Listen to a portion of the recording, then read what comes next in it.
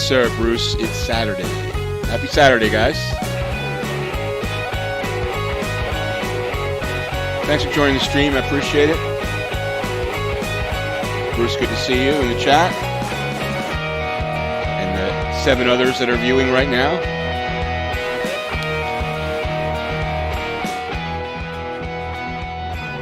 Got a fun stream planned. We're going to be flying in FS 2020, or one of the other 3 names that you like to call it. Isn't it amazing? It's so brilliant, their marketing. Not only do you have a product that's known by 1 name, you have a product that's known by like 6 names. It's absolutely brilliant marketing. It's just, and I wouldn't expect anything less from Microsoft, actually, but Microsoft Flight Simulator, FS 2020, Microsoft Flight Simulator 2020,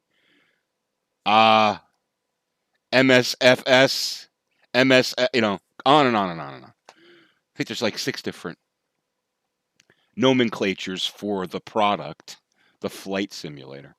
It's actually, like I said, it's brilliant, but I'm trying to get in the habit of calling it FS 2020. Yeah, right, Bruce.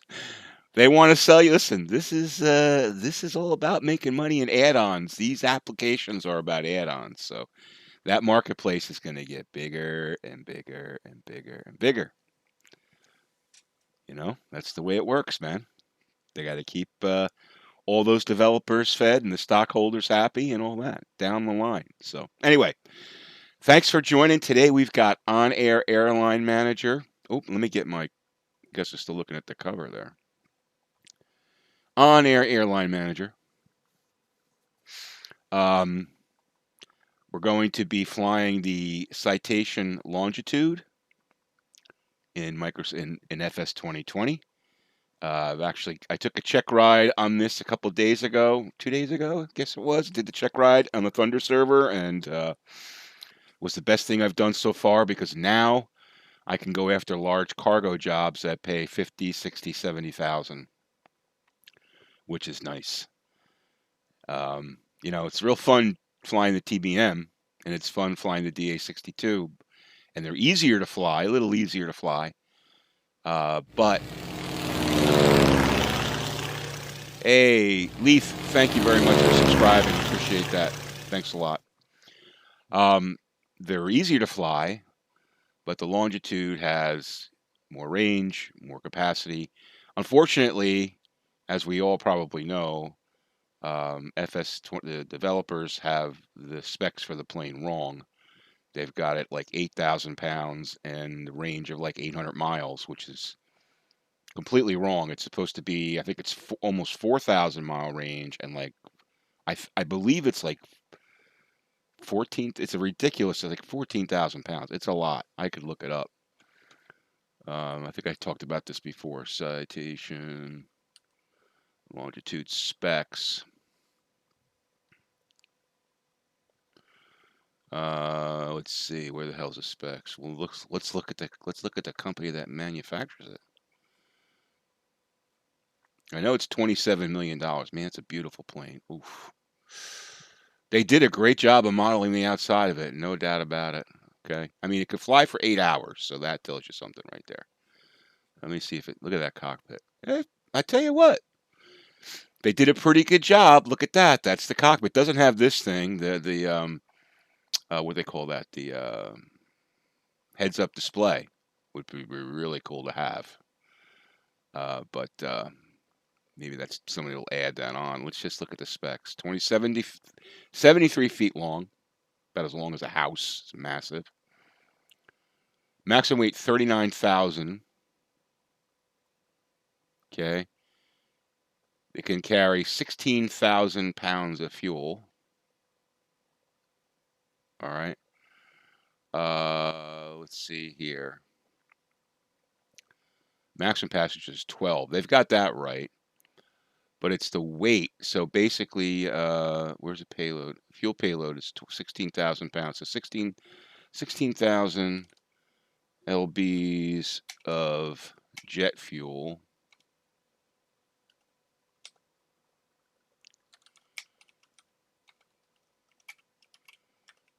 See, this isn't Google wonderful, just answers everything for you.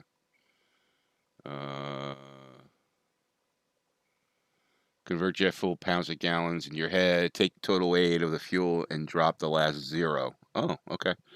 So that's 16,000 wait.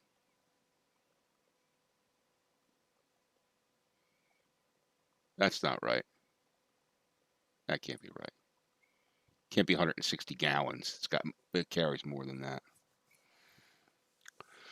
Anyway, I know that they've got it wrong. It's supposed to have a range of, let's see, here it is, passenger range. 4 passengers, 35 nautical, 3,500 nautical miles. So, anyway, they've got to get that right. But it's still a cool plane.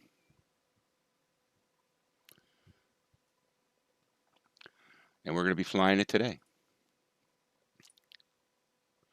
So, yeah, so OnAir, I've actually raised my cash. I was hovering around 20, 30K in Thunder. Was able to grind out. I think you can see I've done 28 flights, 28 completed jobs. Actually, it's more flights because some of them were multiple hops. And got to the point where I was able to grind out enough to rent the Citation. The challenge with renting a Citation is you have to be able to put up around $53,000 in a bond to be able to rent it in OnAir. So you have to have, and then you have to be able to put gas in it, fuel in it. So you really need to have about 65, 70K to be able to rent one, right? So that's the first challenge. You got to grind out flights, get to 70K, and then you can rent one of these. And once you rent one of these, then you could pull off jobs like this. Like I've got, actually, let me go to pending jobs here. So I've got, right now I'm at Wheeler Sac Air Force Base, and there's a ton of jobs there. But I picked this one here, going to Toledo, Ohio, 5,400 pounds of cargo, 385 nautical miles, $70,000. Big job. Probably take me a little over an hour to get there. I'll have to squeeze enough fuel at this one to get in there, but I should be able to do it. And in the end, we'll pick up 70K, and we'll increase our value to like 160,000. Now, in this 96K is 50 to 53K bond that I have. Actually, it doesn't include that. I have a 53K bond that I would get back once I unrent this plane, but I'm going to keep renting it, so that's kind of tied up. Anyway, so that's where we are. Let's get to let's see. Let me just look here. So we're going to go GTB to Toledo, right? So let's set that up here first. So we're going to go okay, GTB. And we're going to go okay, TOL, Toledo. First thing I want to do is I want to go back in here and I want to go to options and I want to go to global settings because I have -5 hours. I don't need to do that. I kind of now have my head around the offset here.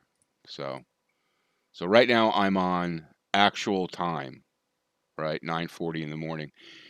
If I want to go back, like let's say it's 10 p.m. in my time zone and I want to go back to 7 p.m., I just basically go back 3 hours here and now I'm at 7 p.m. That's kind of how it works. All right. So right now I can stay at 9 a.m. So that's what we're going to do. You can buy an airline then. Yeah, I actually have some different ideas about the airline. I think what I'm going to do, after some suggestions from some folks on Discord that are interested, is I think I'm going to create a co-op airline. All right, let me get this this set here. Make sure we're taking off at the right runway. It's nice thing about this plane is like once you get this, you really don't need to use this for planning. You can actually use the I think it's a 5,000. I'm going to call it a 5,000. You can use the G5000. All right, so what I want to do is I want to give myself some mileage here. So I'm going to go right there and say add. So did we add that one? Yeah, JEPs. So that way that should give us, it would be nice if it tells us how many nautical miles that is. My guess it's about 10. Okay. All right, so now we're going to go flight conditions, and we're on this server. So if you guys want to fly along, just join me at Wheeler, KGTB. I'm going to be going pretty fast and high. We're going to be flying at about 30, I think 32,000, 31,000, somewhere around there. I'm going to use the ATC today. Why not? And then, so if you guys want to follow along, I'll leave it on there. We're going to use just a preset of a few clouds. All right, and good to go. So let's get that rolling. Oop, I got the on-air thing here, so you guys couldn't see any of that. So yeah, I'm thinking about how I'm going to do the airline. I think I'm going to make it like a partnership where we'll have shares, have a limited number of owners to begin with, and they could buy in to the company for a certain amount of money. Have to figure out how many. It's going to be an odd number because we may have to have some votes. But run it like a corporation, you know. That's what I'm thinking. This way, we could share the administrative tasks and stuff like that. So I'm thinking 5 people, if the 5 people are interested, and then as the thing grows, which I think it will, we could have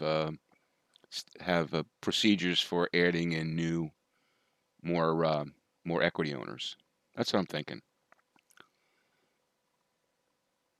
Yeah, fractional shares. Yeah, exactly. So we'd start out with like maybe 5 owners, each owning 20%. Runway 21 ready for takeoff departure to the west. Oh, I was going to go cold and dark, but I guess we'll just do this. Let's see. Let's go. I want to get my. Hold on.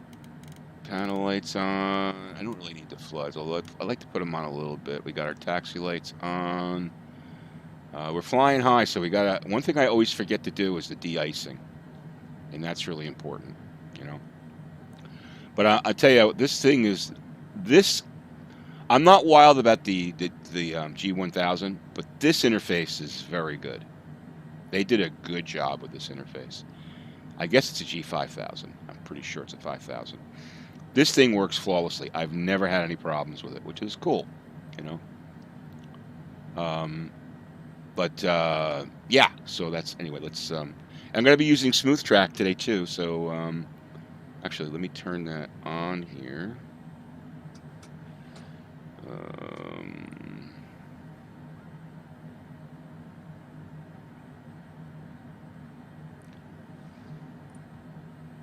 All right, we got Smooth Track going. Makes that a little easier. And all right, so we are, I tell you what, one thing I have to do here is I got to get Sky Vector. So where the hell are we going? We're going KGTB. And we're going to Toledo. And I got to remember, here, let me go down to, let me do this.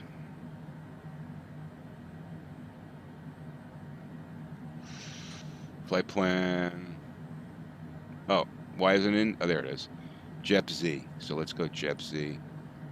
See, I'm looking at that right there to tell me which which waypoint I have to hit before I hit Toledo. So we're going to hit JEP-Z.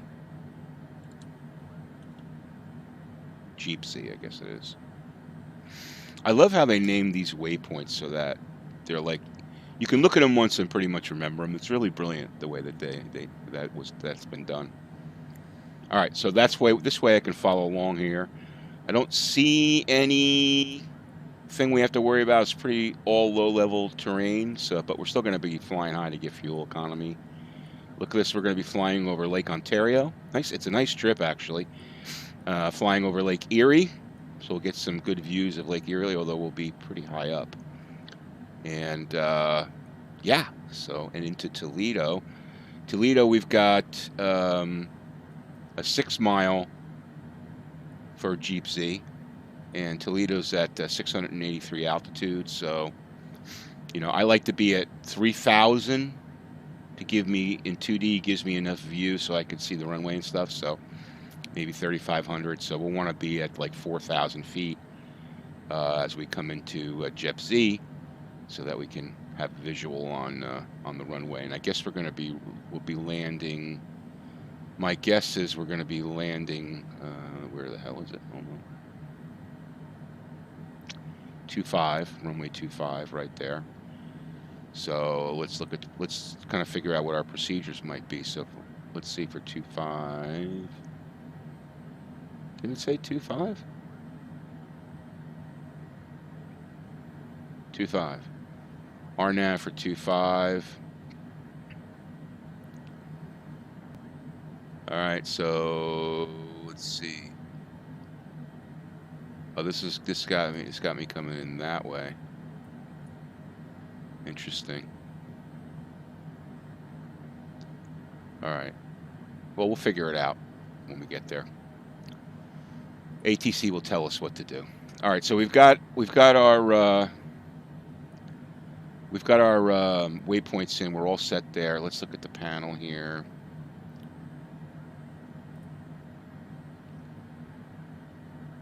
Oops.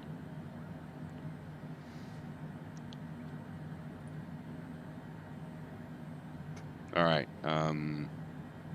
So we're going to want to go FLC. We're going to go to get our flight director on. We're going to go nav. FMS is on. We're going to set our altitude at, well, we're going to set our initial altitude to 15, and then ATC will tell us what to do. All right. And we got FM. We're going to use FLC. So we're going to go. What we got to do is we got to switch this to manual. Oh, come on. And then watch the speed right here. We're going to increase that to 245. Keep it under the 250 because under 10,000 feet we can't go faster than 250. So we'll keep it at 245. Beautiful. Now I'm going to try to use the auto throttle today to take off. So with auto throttle, basically you have your VX or VY set, right? Set your flaps. You click the auto throttle button, which I have mapped, and you take off when you're at VR. So VR is, let's look at this. Let me go over here. Where the hell is it? Right there. So let's go to speed bugs, and VR is 120 knots. I'm just using the defaults, so 140 knots. I guess, can you set this based upon your weight and stuff? I guess that's how it would work. So anyway, so it looks like we're all set there. Now I may have to have, well, I'm definitely going to have to worry about de-icing. So, because every time I've flown above, 15,000 feet, I've had icing issues. So, you got to make sure you remember that. And what happens is you'll start to see some ice creep on the right up here in the windshield, which is pretty wild. So, all right. So, plane is all set up, ready to go. Now let's get on the air going here.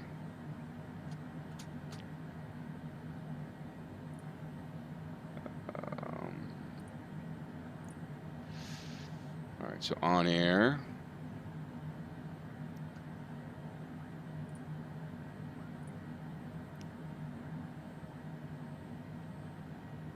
There you go. All right, let's see. Let's go to our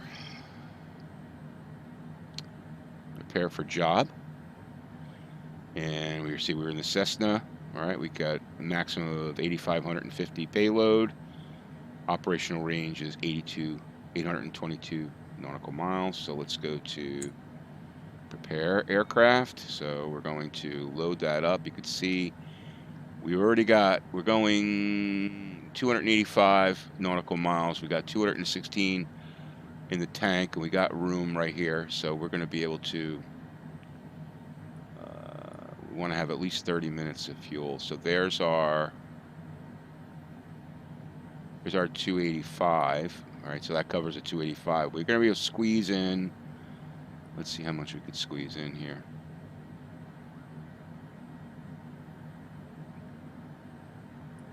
All right, 520 nautical miles.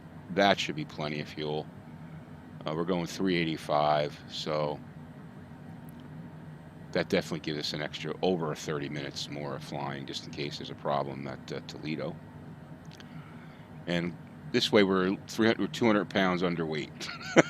So we're going to be taking off heavy, that's for sure. But you can squeeze these in here, and sometimes you'll see a balance issue over here. So you actually, there's an auto button. You just press auto. And yeah, so looks like we're good to go. And at the end of this, we're going to make 70K. All right, so let's do confirm payload. Hopefully everything goes okay here. It's going to cost us $1,700, $1,775 for fuel. Putting in 317 gallons, and yeah, so that's it. Let's get that loaded up. All right, so it's going to take a little bit of time. Give us the destination. Now I was asking the question, why do I have to type the destination in here? Why can't it populate it automatically? It makes sense. Now I get the plus sign. I can search by name. It makes sense because I may have to stop somewhere else before I go to Toledo. Like, let's say I was here and I wanted to go pick up another, 10 pounds of cargo or something. I would want to enter the first destination, right? So, Travis, hey, good morning. Yes, this is definitely on Thunder. You can always check on the top here where it has the company name and it says in the Thunder world. Yes, this is definitely on Thunder. I'm pretty much only on Thunder now. Actually, I'm actually only on Thunder now. So this is going to take a little bit of time to fuel's loaded up because we didn't put much in there, but we're still loading up our cargo. There's a lot to load. But good morning, Travis. Good to see you. Yeah, I've got some ideas on that, Travis. I was mentioning it before when Bruce asked about it. I'm going to Gavin. How you doing? I will, sir. I have to get everything going here before I can fly the plane. Got to be a little patient, man. We're loading up the cargo. This is about OnAir. OnAir's I'm not sure if you're familiar with OnAir, but it's it's like a career type game world that complements both FS 2020 and X-Plane and FSX as well. Okay, yeah, Travis, good you saw that. I'm not sure if it's going to be 10, and I don't know what the amount is going to be yet, but we're going to make it. It's going to be. I think it's a cool way to do it. I have to read the. I have to read the virtual airline guidelines. Goldrake, thanks for joining, man. Good morning to you too. I have to read the guidelines for virtual airlines to make sure that we can do what I want to do. But I just think it would make it very interesting if, and the reason why I'm waiting here, guys, is you can see here, time remaining, we're loading up the cargo. It's got to get to here, okay? It takes time to load the cargo. I have to make sure that the way I want to do it will be in line with the way it works OnAir. I think it does. But, how cool would it be to have equity ownership in the airline, not just fly for it, right? To actually have equity. Now, you could just fly for it when you first start and you want to build up enough money to buy equity if equity shares become available. And maybe we have like founders level, reserve a certain percentage of the company for that. And then we have pilot's level, where a pilot can join the airline for a certain amount of money, and they get a certain percentage. And then at the end of each month or so, we distribute um, a dividend, something like that. That's what I'm thinking. I don't want to make it overly complicated, but I want to make it interesting, so that people will have the. I think the more engaged you are, oh, here we go. We're ready to go here. So, I think the more engaged you are, the better it's going to be. All right, so everything is good to go here. We got all green check marks on date, fuel, payload, model, slew, location. Okay, and as you can see here, this is where we are on the map up in Canada. We're going to go start tracking. You'll hear the little voice. Your flight will be monitored until you land and shut down the engines. Okay, 543 gallons on board, so we should be good to go. So here we go. I'm going to set my flaps.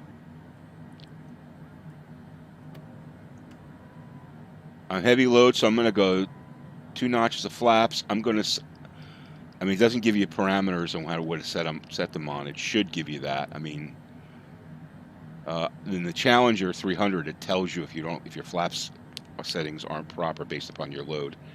This thing should have the ability to do that, but it doesn't. So, got to kind of guess. So I'm setting my trim with the nose up a little bit here, just to, because I'm anticipating that we've got a pretty heavy load here, and I'm going to hit auto throttle and turn the brake off, and we'll see what happens. Oh, thank you. All right, so I just go over that again. So here's my flaps. Yeah, let me turn on. All right, we got smooth track on. Let's get rid of the yoke. Even though the yoke looks really cool, look at the stitching. Wow. I got to tell you, out of all the planes in FS 2020, I don't know if you guys agree, but this is the coolest looking cockpit of all, I think. It really gets me, for sure. All right, so I can lean here and here, and we'll see. We've got our flaps. It doesn't give me percentage, unfortunately. You can see the flaps will go. That's a third notch. So it's 3 notches, so I'm at the second notch of flaps, okay? We got our elevator set there, and all right, good to go.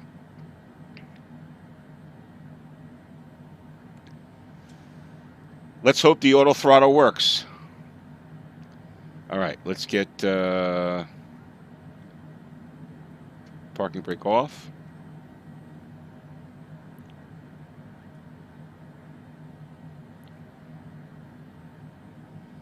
I got the brakes on.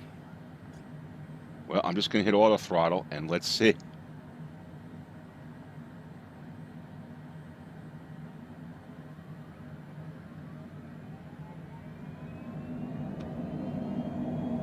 All right, I just hit auto throttle.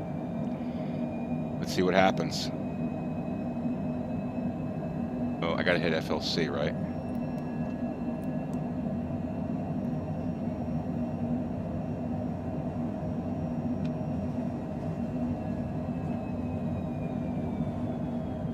Okay, all my speeds changed. Airborne time locked. Turn auto throttle off. See, that just messed up. I had to recover. I just turned the auto throttle off, and I recovered manually. Everything I set up there just changed. FLC was off. Nav was off. All right. All right, so now we're manual. All right, we'll get back to it now. See. Cessna 8 Charlie Lima, continue for west departure. I will contact you next when you leave my airspace. All right, I forgot to get ground Charlie clearance. Lima, you are leaving my airspace. Frequency change approved.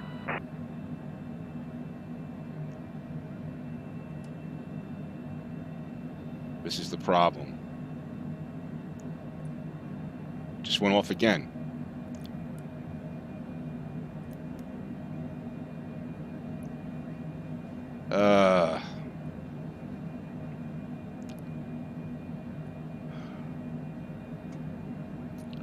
Okay, hold on. Let me just figure out here. Cessna 8 Charlie Lima, did you hear my last transmission? Navigate, communicate. Sorry, aviate, navigate, communicate. So I'm aviating first here. All right, let's go to 136. And we should be climbing to 15,000. Hopefully.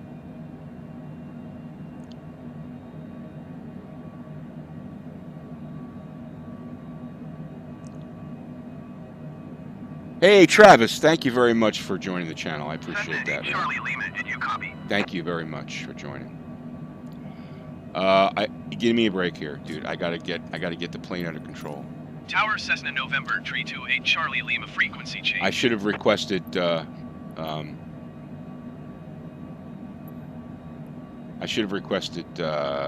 clearance before I took off, but I didn't do that, so oh well.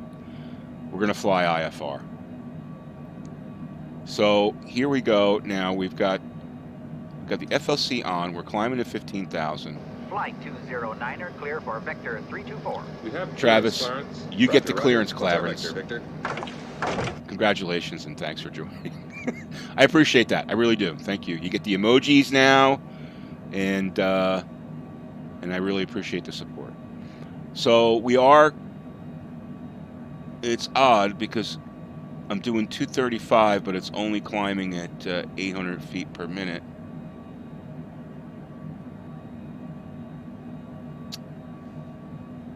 Doesn't make much sense because it could climb a lot faster than that. All right, so just increase the throttle a little bit and the climb increased. Yeah, they've got some issues with the FLC.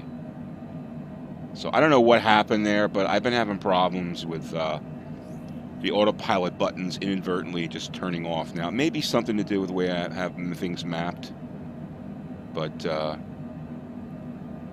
in any event.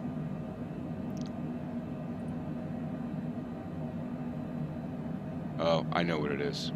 I just figured it out. It's the way I have. I just figured it out. It's the key binds that I'm using to toggle smooth track. They're turning off autopilot and nav.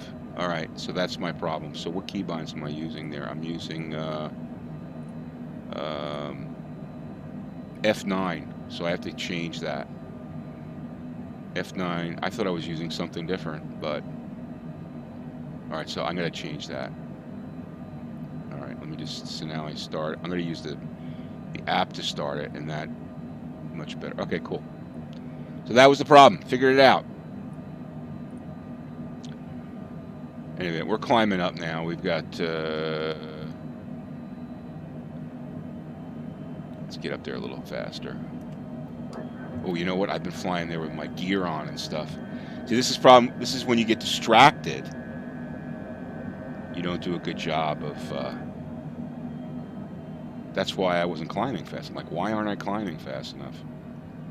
See that I got distracted because the auto throttle didn't work properly, and I didn't fly the plane properly.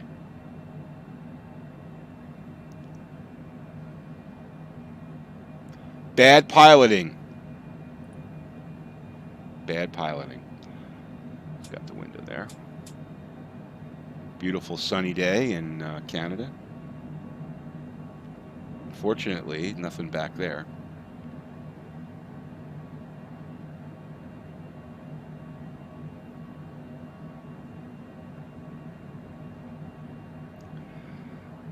And now we're racing up to 15,000. Let's see if we can get ATC on the line here.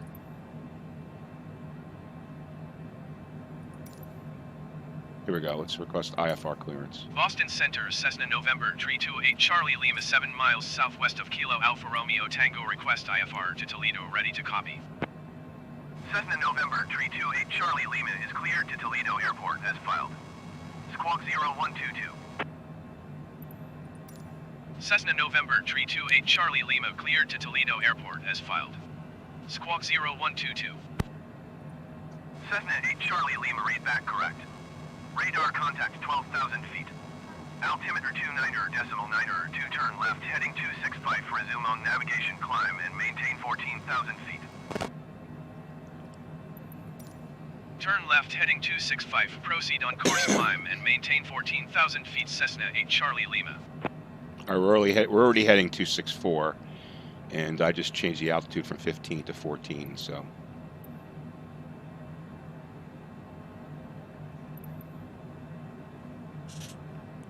Have fun. Keep me posted. All right, we want to go higher. Let's go. Boston Center, Cessna 8 Charlie Lima. Request flight level 240. Cessna 8 Charlie Lima, climb and maintain 14,000 feet. Expect flight level 240. Okay, cool. Climb and maintain 14,000 feet. Expect flight level 240, Cessna 8 Charlie Lima. Cessna 8 Charlie Lima, climb and maintain flight level 200. Climb and maintain flight level 200, Cessna 8 Charlie Lima. All right, we're going to change ours to 200.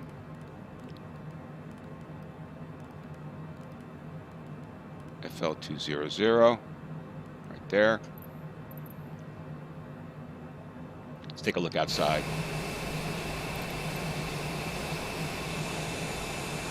Beautiful.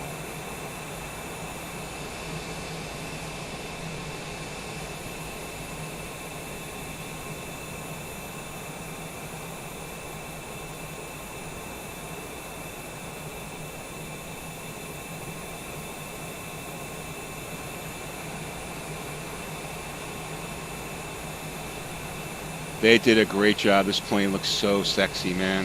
It really does. Look at that thing. Look at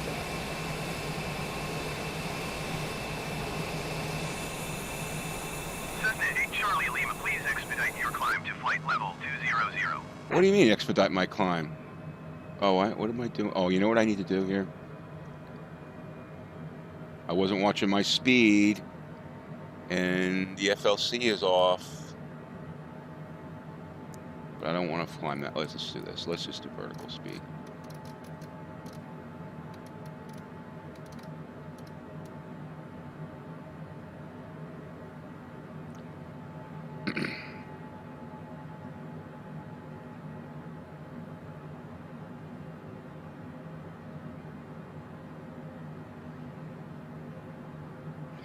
Looking around instead of. Charlie Lima, contact Toronto Center on 124.675. 124.675, Cessna 8 Charlie Lima.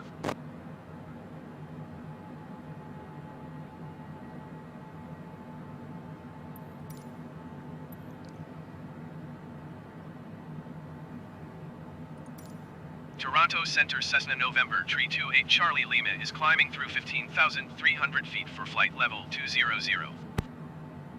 Cessna November 328 Charlie Lima, Toronto Center, continue as planned. Altimeter 29.9er2.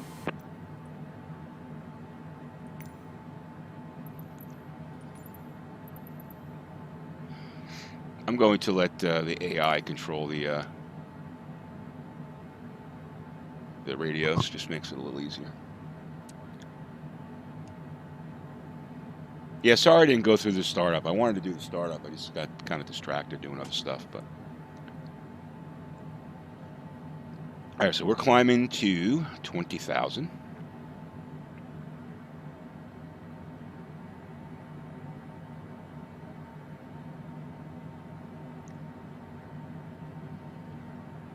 When the auto throttle works, I got kind of messed up with the toggling there, toggling off of the nav and the FLC and the autopilot kind of messed me up. But anyway, let's get to cruising altitude and let's check. You know what? Let's check. So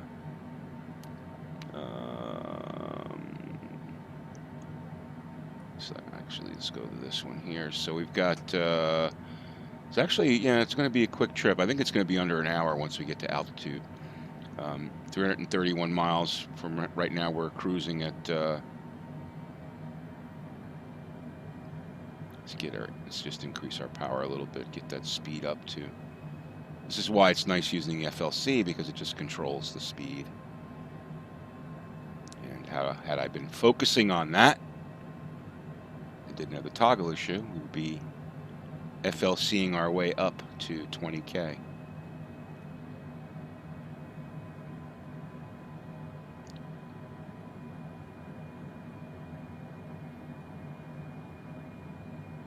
All right.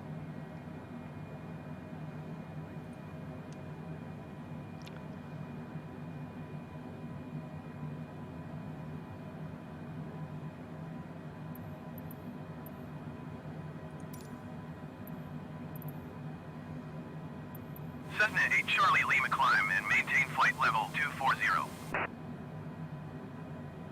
Climb and maintain flight level 240 Cessna 8 Charlie Lima.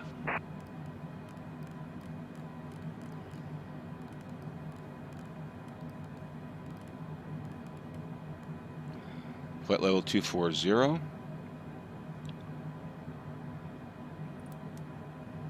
Vertical speed, we're going to go up at we'll go 1500.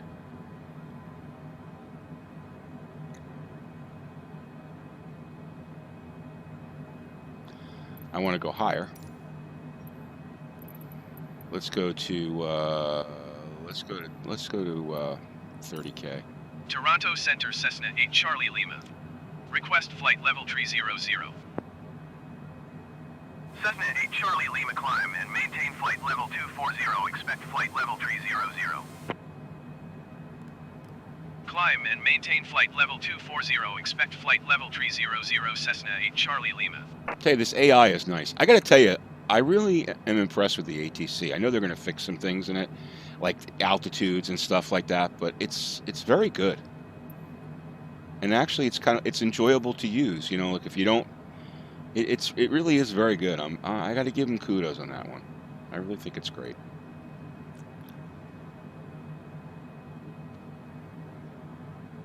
All right, let's get to altitude.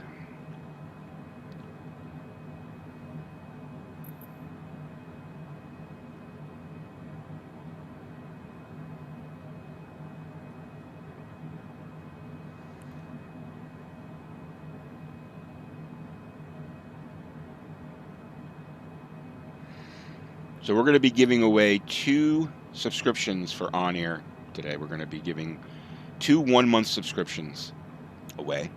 Going to do a trivia contest. We'll just do the trivia in the chat here, so you don't have to join a Discord, but if you'd like to join my Discord, look in the description. You can join there. Also, please hit the subscribe button if you want to see more FS 2020 videos, as well as OnAir Airline Manager. Hit that subscribe button and we'll get you more. And hit the like if you like what you're seeing. And if you don't like what you're seeing, like my fumbling in the cockpit, hit the don't like. Whatever you like is fine with me. So we're going to give away 2 subscriptions, and we'll be doing trivia for that. But I want to get to altitude here. Now I'm hoping that ATC is going to guide me as I descend into Toledo. Cessna 8 Charlie Lima contact Cleveland Center on 127.475. So I don't have to figure it out myself and give me an approach. Cessna 8 Charlie Lima. Cleveland Center Cessna November 328 Charlie Lima is at flight level 240, climbing flight level 240. Cessna November 328 Charlie Lima Cleveland Center, continue as planned. Let's see if they give me my 30, which I asked for. Cessna 8 Charlie Lima climb and maintain flight level 300. Climb and maintain flight level 300 Cessna 8 Charlie Lima.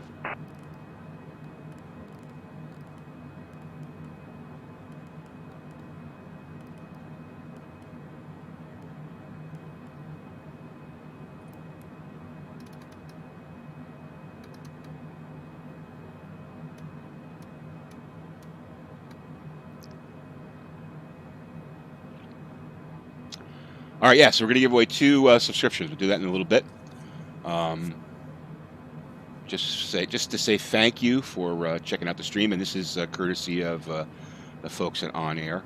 the folks that run the gaming world that we're using today, which is actually really, really cool. And I'll tell you that this is my 5th episode of doing this. I started out on the Cumulus server, just kind of learning. They actually 3 servers. You can try out and work on the Cumulus server to kind of get your feet underneath you, and then the competitive server is Thunder, where it's basically like a real world, real time, and all that. And that's where you kind of, I found myself graduating to that graduate's not the right word, moving to that very quickly. Yeah, so it's lots of fun, and I'm starting to get to the point now where I'm wrap my brain around it, and it takes a little bit of doing, especially for someone like me who is an FS economy user for many, many years, and you're kind of your brain muscle memory is tuned to that. It's a little bit of a different procedures and operations and game strategy. So, but it's certainly intriguing, and I think it's more challenging than FS economy is. FS economy has its challenges, for sure, and I really enjoy it. And it's not that I'm not gonna stop playing it. I'm gonna continue to be part of FS economy and the group that we have there and all that. And I enjoy flying there. I flew there a bunch yesterday, but OnAir is a little different, and it's like I said, it's very engaging. It can be very engaging. It's probably not for everyone.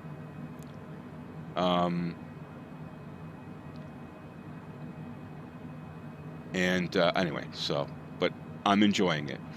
More, Travis, I missed your question. You always thought you gotta use a departure procedure to use the auto throttle. No, not really. I mean, I guess you can. You don't have to, especially on a non-towered airport that doesn't have procedures.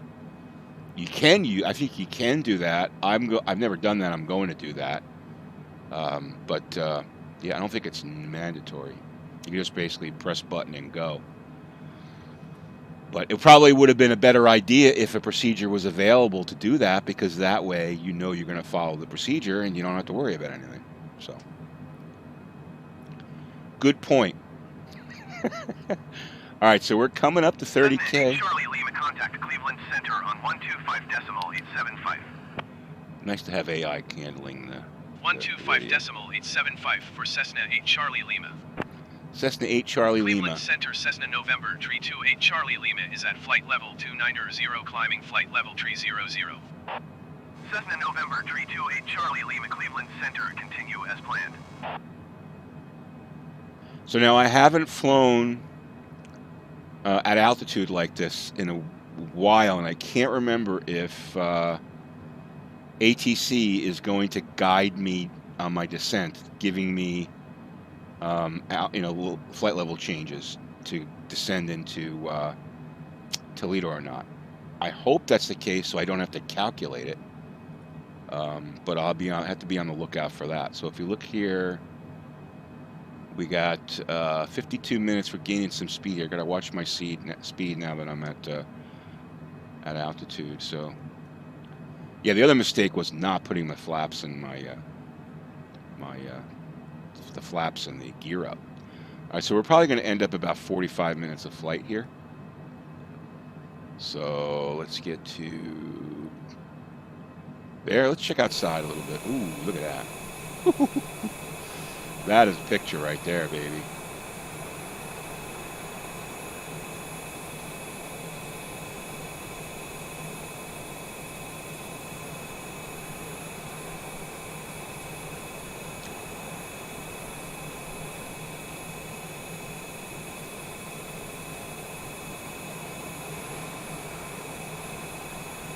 I guess we are over Lake Ontario.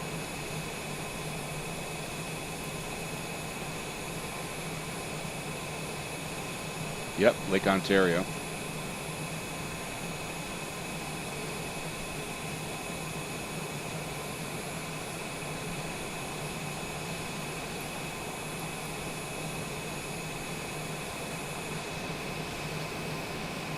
Just about to the end of it, Lake Ontario. They can see it down there. I gotta tell you, that looks real. Right there, that looks real. As if you were in a plane, that's what it would look like. It's pretty impressive. All right, so a couple things I wanted to talk about while we're cruising here. Let me just make sure I got my speed's going to be okay.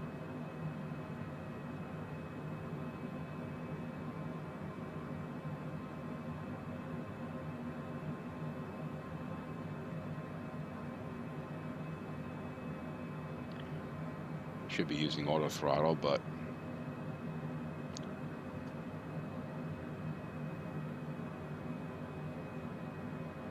oh, I'm renting it, Travis. The cheapest one that I've seen in OnAir Thunder is about $2 million. That's about the cheapest one I've seen. So you're gonna have to spend between. I've seen them as high as $4 million. So you're gonna have to spend $2 million to buy one of these. I think the goal of the airline would be to own at least one of these, maybe a couple. Yeah. So it is a moneymaker. I think it is a moneymaker. The other thought I had was, I think I'm going to. I've always been more of a GA flight sim flyer, and that's just because, you know, they're pretty easy to fly, and maybe I'm a little lazy about, you know, learning new systems. And I've flown like business class jets, like the Challenger 300 in X-plane, and this plane, which it's not overly complicated, but there's a lot more to it than just flying a DA62, which basically does everything for you, or SR22. But I'm really thinking I'm going to learn to fly the Airbus, the 320, because I think if in a virtual airline, if you want to really progress it, you got to be able to fly the big iron, you know. So I got it in the back of my mind that I'm going to expand my horizons and learn how to fly the 320. I mean, it's certainly different in systems, but the flight, the piloting is piloting. It's a bigger plane. You got to do things slower. You got to think ahead. It's like if you ever have piloted boats. Smaller boats are super easy, like a 20-foot boat, pretty easy. But when you pilot like a 40-foot boat, it's very different because it's a bigger boat and you have to anticipate your turns more. It's very similar. I mean, you're in the air, so it's not similar, but it's similar in a large jet. You have to anticipate, you know, at least that's what I think, right? So anyway, I'm thinking that's what I'm going to do. Let's see. Alex, how you doing? Thanks for joining the stream. Is it possible to play OnAir without any flight simulators? Yeah, it is. Cessna 8 Charlie Lima, contact Cleveland Center on 125.2. But I haven't. 125.2 Cessna 8 Charlie Lima. I think you can like manage. Cleveland Center, Cessna November 328 Charlie Lima, flight level 300. Cessna November 328 Charlie Lima, Cleveland Center, continue as planned. I think you can manage stuff like that. I mean, it says you don't have to use a flight simulator, but I think it's more about, you know, for me, I'm always going to use it with, but yes, I think that's the truth. And actually, Travis, you answered that. Oh, Thunder, sir, I'm not sure about that. You know what I would do, Alex? Look on their website. I'm sure they've got explanations of that. Which does the auto land? The 320, Michael? I guess it does, yeah. I mean, at least you can run procedures to get you to where you're 1,000 feet off the ground and, you know, a mile away from the runway. And then after that, it's landing it. It's knowing the speeds to land, right? You know, for me, I know this jet takes off at 120, and depending on how much weight you have, and I know to land it, I've landed it a number of times now. I want to be in the 140, 150 range until, you know, when I'm over the fence, I want to be about 135 around there. So that's basically, you know, the feel for this plane. It's similar to a Challenger 3000. Sorry, 300. So I flew that a lot in X-plane. The modeling's different. So, but I always think of the Challenger when I'm flying this, you know. Airbus, I've flown a few times in this. It's very different. And the nice thing about it is, like, you can use the checklists with AI assistance, so it basically shows you everything to do and all that, which is how I would use it, because there's a lot to know about those systems. And especially if it's one person doing it, you need 2 people to pilot that plane, you know. Really, you need 2 people to pilot this plane. But, you know, I think it's rare you'd have a single person piloting a commercial mission in this plane. But in any event, yeah, the goal is to move to the 320. I still love the the general aviation, but I know also that viewers love the larger iron too. You know, it's more interesting, and they go faster and higher, and you can go further and stuff. So let me just check my progress here. All right, 34 minutes. I got to come down, you know, what did we say?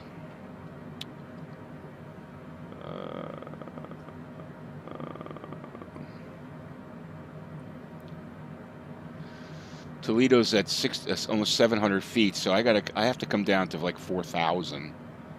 I mean, I should probably start descending now, right? 230 miles? Cessna 8 Charlie Lima, contact Toronto Center on 124.925.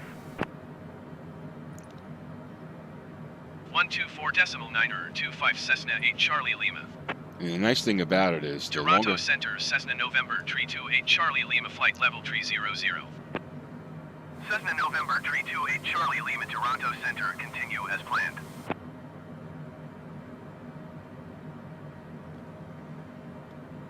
Yeah, so I'm not going to trust that ATC is going to...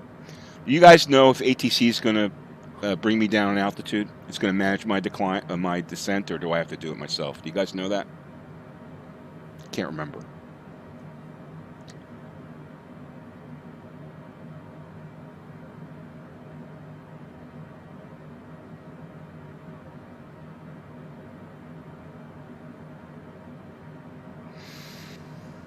So we're going to do a couple flights here. Once I land, we'll do the trivia giveaway.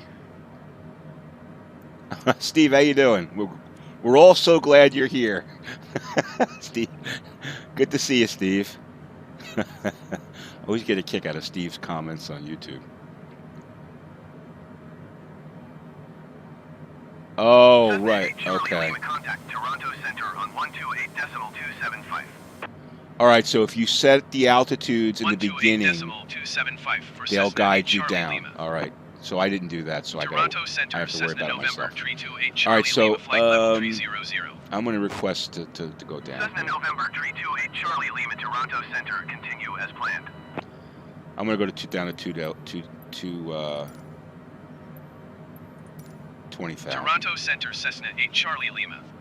Request flight level. Yeah, I didn't put altitudes in. Charlie Lima, descend and maintain flight level 240. That makes sense. Level 200. Descend and maintain flight level 240. Expect flight level 200 Cessna 8 Charlie Lima.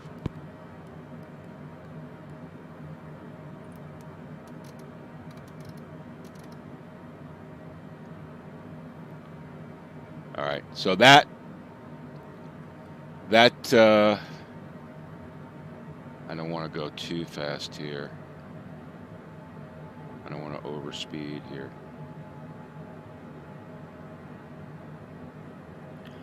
So that's something I need to start doing, especially in the large planes, to be able to enter altitudes.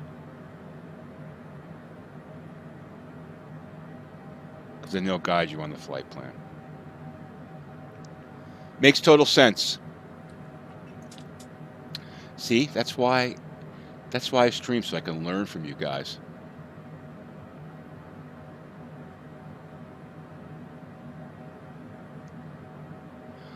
I just set it as straight GPS. Direct GPS.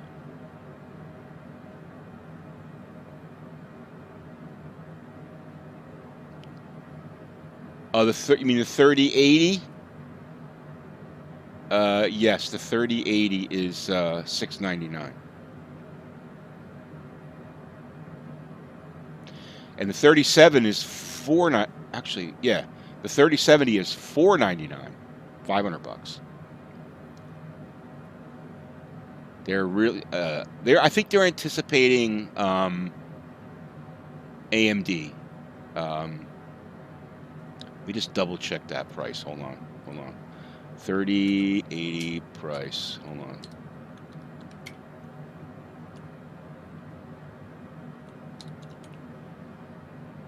$699. Yep.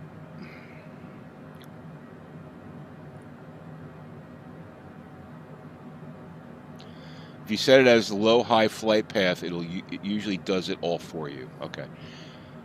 Thank you very much, dude. I'm going to have to make sure, especially if I'm going to fly the big planes, you got to do that. You don't want to be thinking about altitudes. You want basically the system to tell you.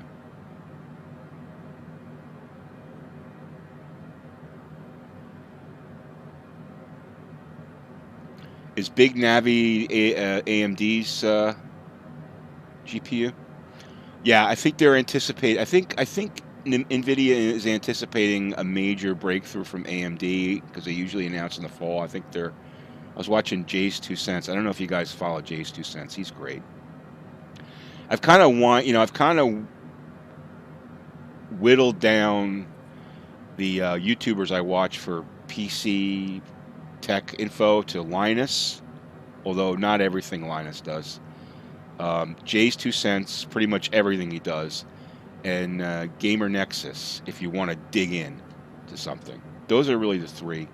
And also Casey, what's his name? Yeah, those are pretty much. And Casey Holzman. Casey's pretty. I like him too. I like Casey a lot. Descend and maintain flight level 200 Cessna 8 Charlie Lima.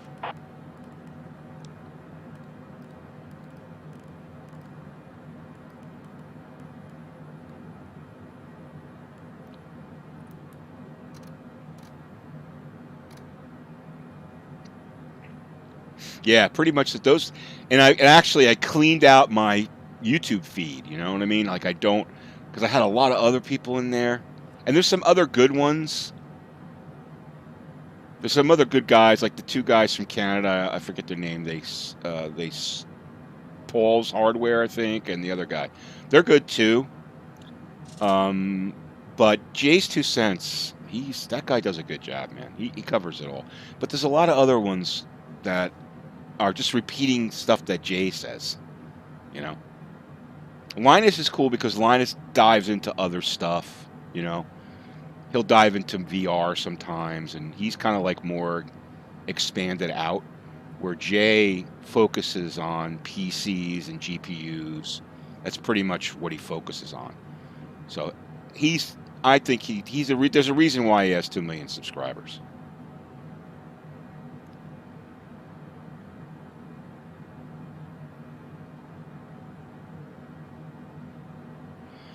That's why too. I like that about him. That's the way I am. I don't like the sugarcoat stuff, you know, because the way I look at it, and I'm sure, you know, he looks at it the same way. He's got 2 million people watching him. I only have, you know, I have a few thousand, but still, someone may take what I say and make a buying decision from it, and I don't want to mislead. It's like, I think of it as like if my friend, you know, called me up, like yesterday, a friend of mine called me up and said his son wants to learn how to play guitar.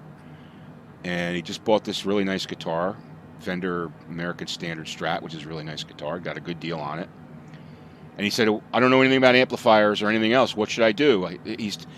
Everyone's telling him to buy a tube amp. And a tube amps, if you know anything about guitars, a tube amp generally is pretty expensive. Like, you can't touch a decent tube amp for like under $1,000, right?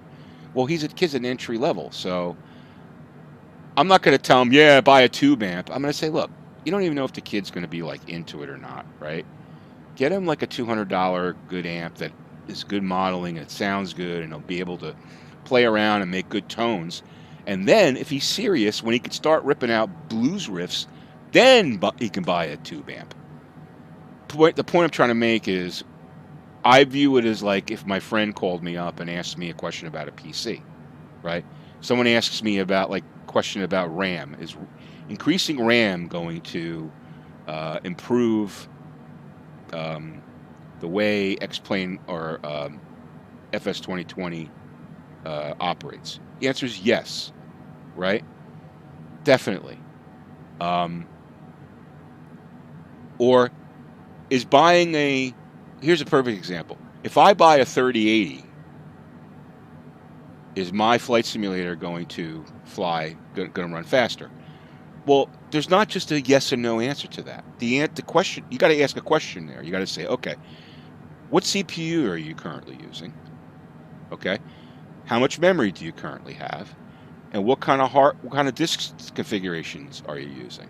Okay, so if you're using hard disk and you're not using SSD, and you're using a 4-core CPU and you're not using an 8-core CPU, the 3080 probably isn't going to buy you much in FS 2020 or X-Plane, because your bottleneck's going to be your CPU. So you're better off in that situation spending Charlie Lima contact Toronto Center on 135 decimal tree.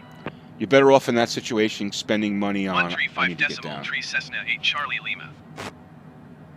Toronto Center Cessna November tree 28 Charlie Lima flight level 200.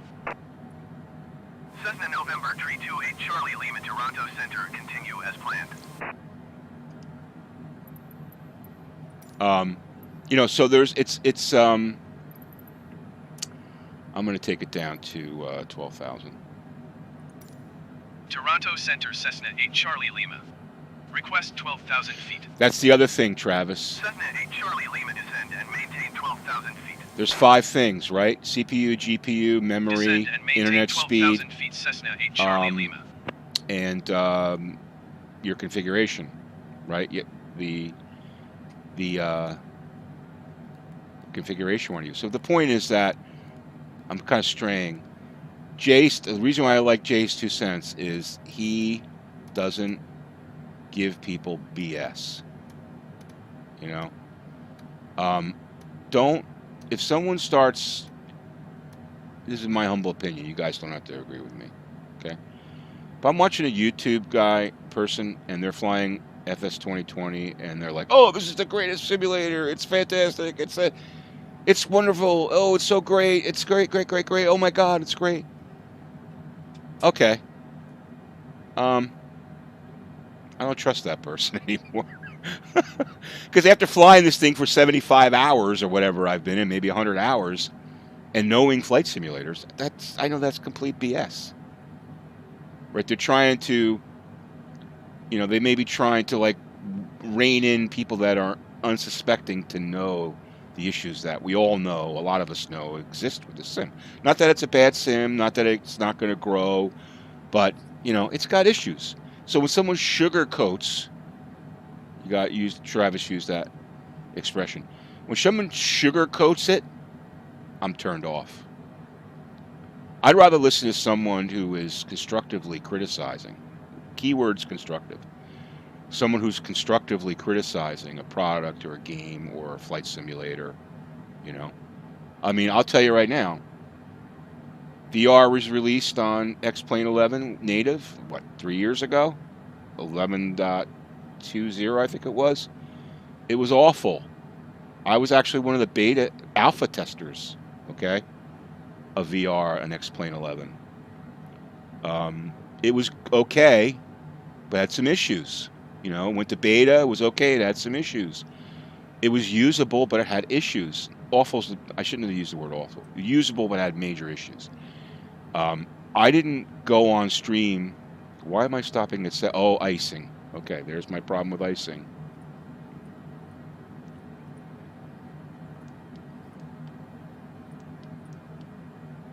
See the ice formed up there, and the speed indicator goes off. and it won't descend anymore. That should heat up in a few seconds here. There you go.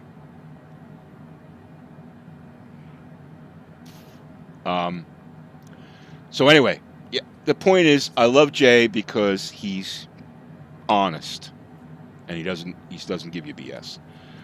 Joseph, how you doing? Thanks for joining. How you like your joysticks? Charlie Lima, please expedite your descent to 12,000 feet. Okay. Joystick with the sim. I have a HOTUS one, but I'm not liking it. So I don't use a joystick with the sim. I use the CH Products yoke. I'm more of a yoke guy than a stick guy. And at first, out of the box, I had some issues getting it to work because, like all of you guys, there was no manual. Still amazes me that they released this complex sim without a friggin' manual.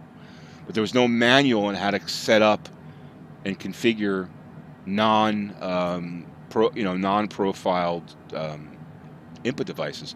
So I had to fumble through and get it to work, and finally I figured it out. Okay, and once I figured it out, it works great. I don't have well, it works. It still has issues with sensitivity. Like I have the sensitivity on pretty much all the factors from the yoke and the rudder pedals set at -70 because the sensitivity is so whacked. They got to fix that. You know what's going to happen? They're going to fix it in this next release or a release after, and all of a sudden everyone's yokes and pedals are going to be screwed up because you're going to be at like -70 sensitivity. But I actually have it at -70 sensitivity. But once I tweaked it and fiddled with it, I was happy with it. All right, I want to make sure we're paying attention here. All right, we got 143 miles, so. See, this is the guessing game, unfortunately, you have to do when you don't follow what you guys said and use the high-low flight path with altitudes. I have to figure this all out going on the fly here. Joseph, thanks for subscribing, man. Appreciate that a lot. Thank you. So anyway, yeah, Jay's 2 cents. Awesome. It's got some great. If you want to know about the 3080, 3070, 3090, if you're going to spend $1,500 on a GPU, personally, I think that's nuts for this thing. But you don't need that. That's way overkill. I mean, if you can afford it, fine. But I would not buy, even if I could afford it, I wouldn't buy a 3090 for what I do. It's complete overkill. Okay? I would buy a 3080 for $700 and donate the $800 to like a food charity or something if I had $1,500 to spend on a GPU. Because I don't personally think you need a 3090. Yeah, 24 gigabytes of VRAM and 56 teraflops, ridiculous amounts of gigaflop, whatever it's gigaflops, teraflops. Can't remember which one it is. But it's overkill. You don't need that. A 3080 is, you buy a 3080 when it comes out, you got a 3-year, at least a 2 or 3 year, maybe even 3-year GPU for anything you want to do. 2K VR, Ultra FS 2020, Ultra X-Plane 11. I'm talking about for flight simming. And actually a 3080 on Call of Duty with a good CPU, it's going to be plenty. 3090 is designed for like filmmakers and people doing AI and all that. My belief. But people are gonna buy it and that's fine. I'm not dissing you for doing that. You want to spend $1,500 on a GPU, go right ahead. I just think it's a waste of money for flight simulation. 3080 with an 8-core high clocked CPU and at least 32 gig of 3200 megahertz or more RAM and SSDs. That's going to be a killer system for any flight simulator. Actually, Jay's 2 cents has a really good video on configuring for FS 2020. You should watch it. It helped me out. It actually really helped me out. I'm working on a video that I think is going to help people out to reduce some stuttering in FS 2020. Oh, you know, I'm yapping here. Let me get see where the hell I am here. All right, we got 127 miles. We've got 8,000 feet to go, so we can do that in 8 minutes. So we can stay here for a little while. We're burning fuel. Really, we're not where we should be. I should probably go going a little faster too. But we'll start descending at about 100 miles.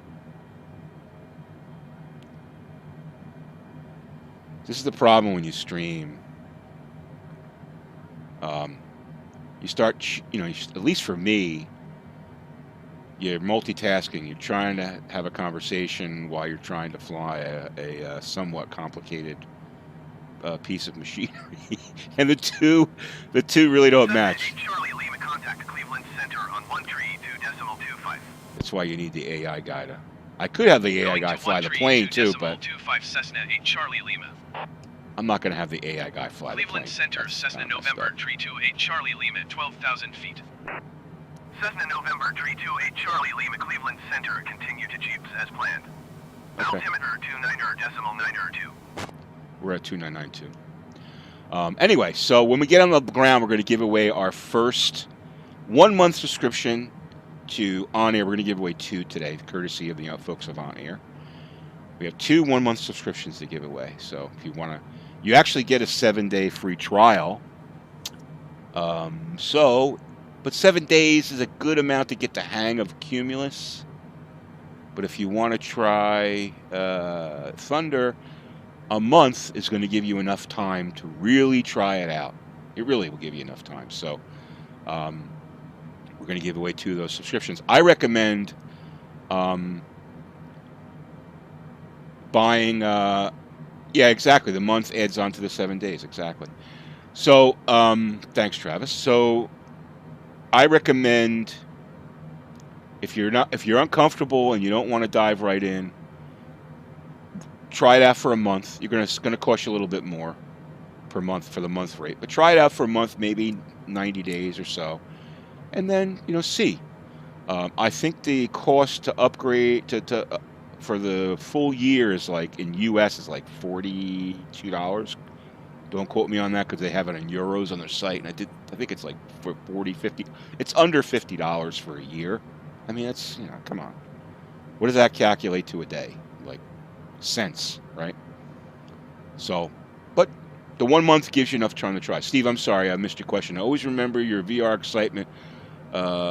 Flying South Alaska. Oh yeah, exactly. That was out of out of Juneau Airport. Yeah, I was blown away by that glacier, and because I had done, I still have, I still fly there a lot. Look, I'm 300 and see, I'm yapping, and I'm overspeeding here. Burning fuel I don't need to burn. Out of Juneau, yeah, and Ortho 4XP. I will tell you this, okay? Ortho 4XP in Alaska and Juneau with that glacier, to me in VR looks better than FS 2020. I don't give a shit what anybody says. It looks better. The California desert, Yucca Valley to Las Vegas with Ortho 4XP, the way I have it set up, pretty high resolution. To me, in VR, looks better than FS 2020. Just my feeling. Okay? It does. Now, if you get into cities with buildings and trees, FS 2020 has X-Plane beat. No doubt about it. X-Plane buildings look like Lego buildings, unless they're crafted by Orbix or something like that. But for the most part, they look, the Autogen buildings look terrible, okay? But by the way, the Autogen buildings in FS 2020 ain't no great shakes either, okay? Everything you saw in those marketing videos before the sim came out was all handcrafted ortho air, Orbix type airports. Okay, they never showed you autogen in those marketing videos. Okay, I mean, I wouldn't do that if I was selling the software. I'm not going to show you those. But if you're like me and I've landed in dozens and dozens of airports, I've seen some pretty shitty airports, in FS 2020. Again, it's not a knock on it. It's not going to be perfect. All right, let me just see where the hell we are here. 98 miles. Let's start getting down. So let's go to we're gonna make this to 4,000. We're gonna have to request. Got a request, right? Where are we? 12. We want to decrease by 8. Cleveland Center Cessna 8 Charlie Lima. Request 4,000 feet. Cessna 8 Charlie Lima descend and maintain 4,000 feet. Descend and maintain 4,000 feet Cessna 8 Charlie Lima.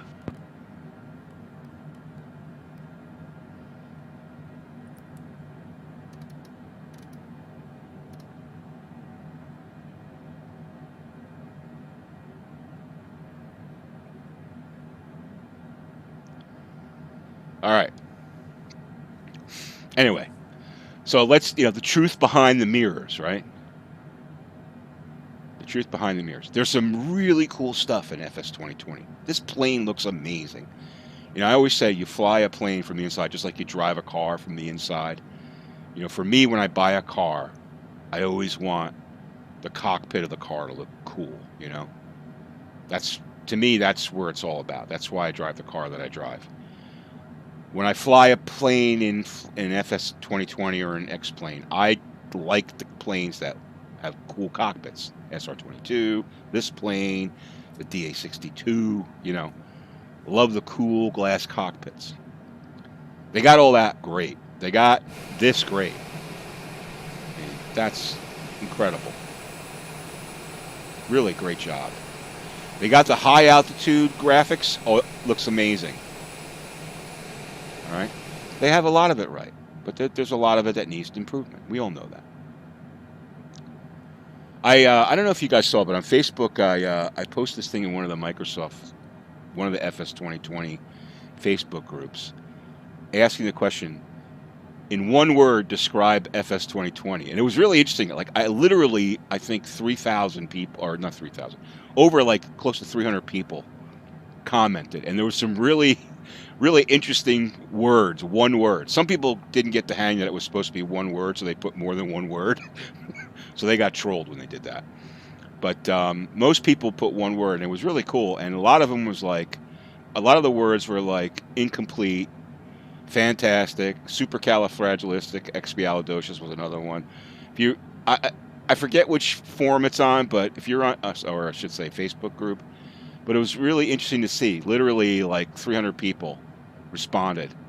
Like if you guys got 25 people watching here, let's do it here. If you were to describe FS 2020 in one word, just one word, that's the rule. What would it be? Home? Okay.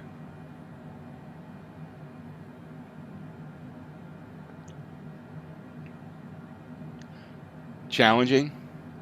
Okay.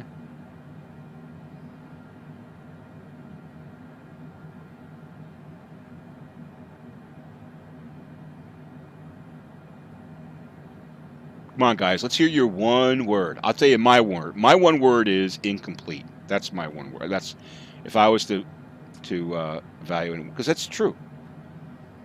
To sum it all up, it's incomplete, right?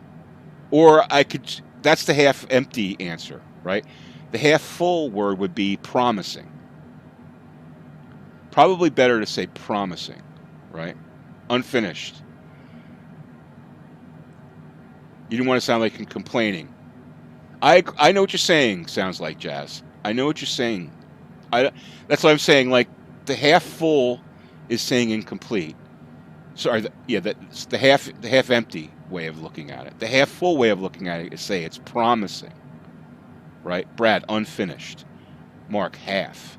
Half of what it should be. Right.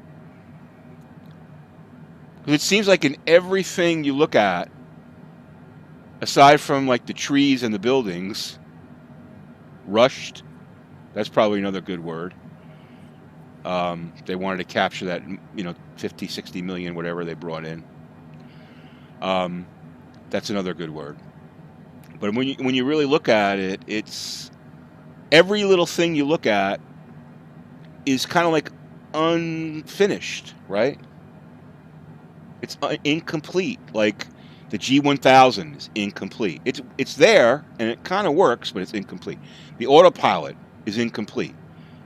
The auto throttle is incomplete. Cessna 8 Charlie Lima, contact Cleveland Center on 132.45. 132.45 Cessna 8 Charlie Lima. Cleveland Center Cessna November 328 Charlie Lima is at 7,400 feet, descending 4,000 feet. Yeah, I mean the Cessna November 328 Charlie Lima, Cleveland Center, continue to Jeeps as planned. Altimeter 29.92. Yeah, it's in its infancy. I agree with you. You like it a lot, but there's a lot missing. I agree with you. Lackluster?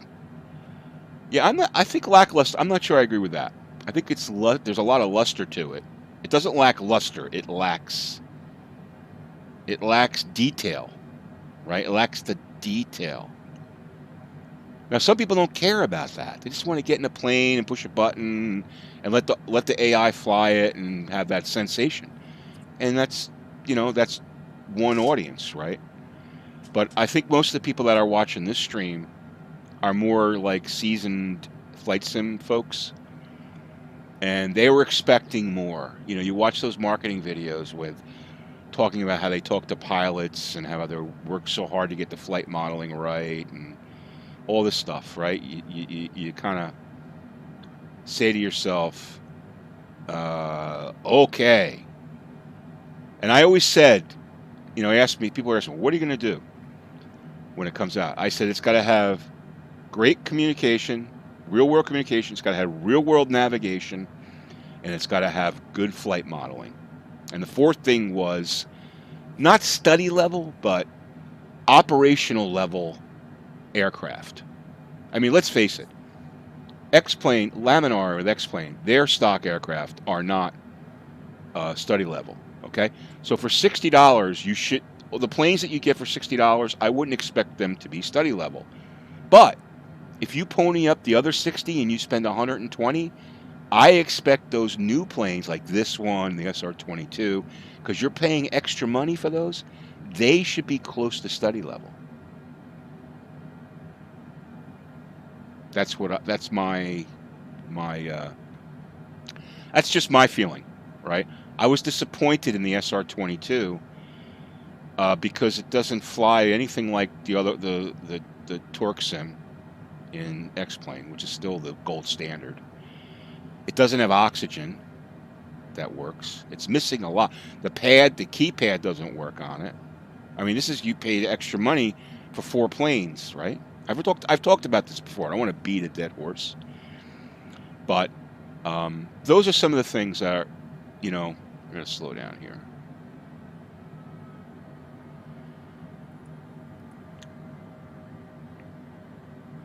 $59 miles.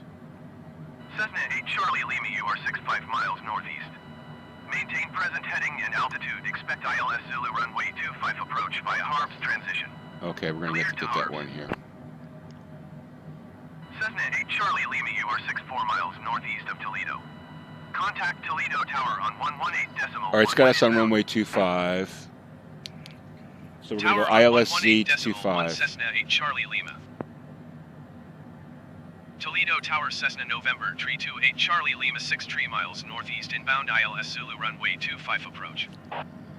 Let's Cessna see. November 328 Charlie Lima Toledo Tower.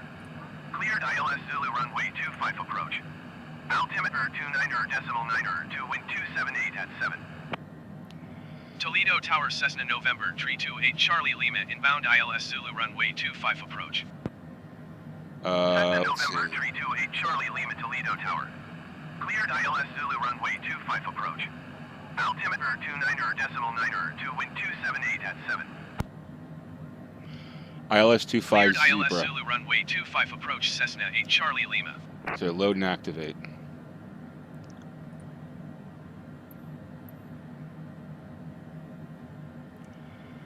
Approach.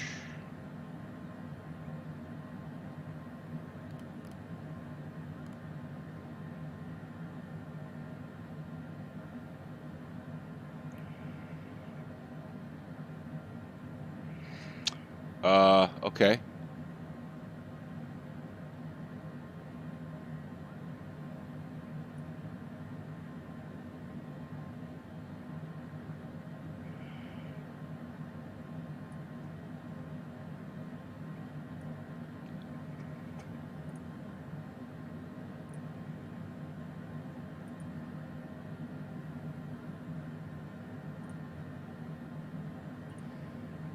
Okay, I had to do that twice.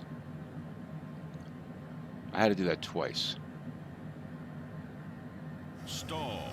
What? Stall. Stall. Stall.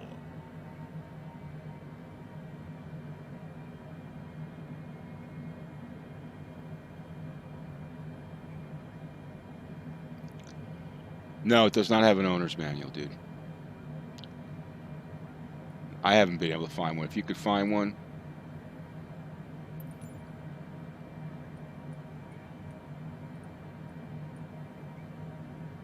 Okay, why doesn't it have my approach in here? Okay.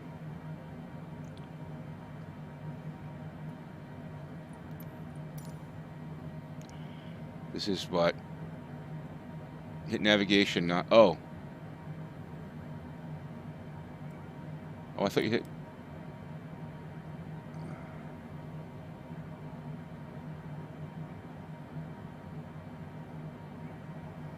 Okay, let me just do it again then.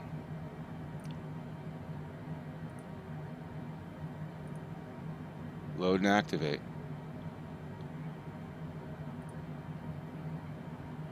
What am I doing wrong? Procedure. ILS 25Z. Okay. Transition harbs. Load.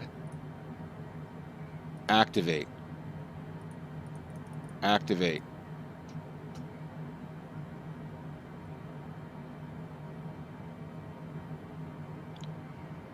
And usually I hit approach.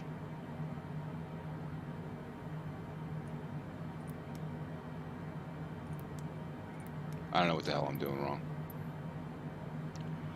Set course, then hit nav. Once you get the glide slope, set nav signal to loc. Then hit approach. What? Really? So I set the course by going procedure, right? Approach. Load and activate, right? Okay, it's loaded and activated. Doesn't show here. Now what? So I load and activate, now what? I got nav. I hit nav, see? Go off and on.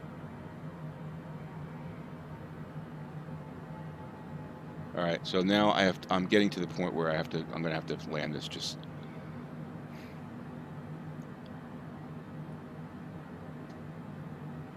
Now I'm off course.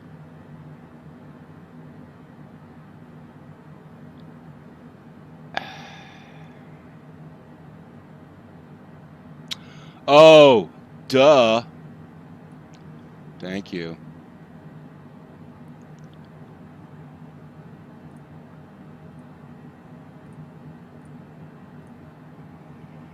Nav 1?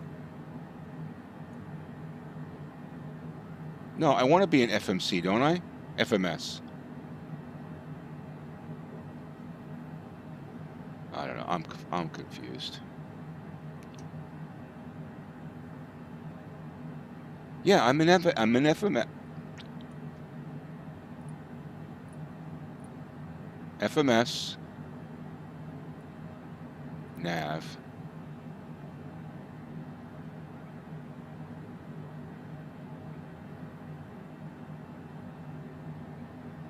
All right, I don't know what the hell I'm doing. Usually I just basically hit the procedure, I hit approach, and it does it. I'm gonna have to figure this out, not while I'm flying. But now I'm off.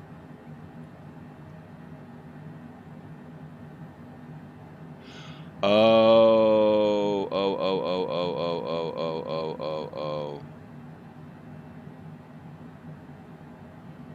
But I never had to do that before.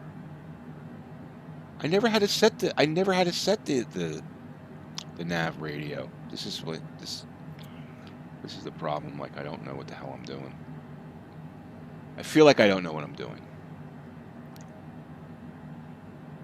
But what I have to do now is get this plane down. So now I am not following. You don't have to set the crew.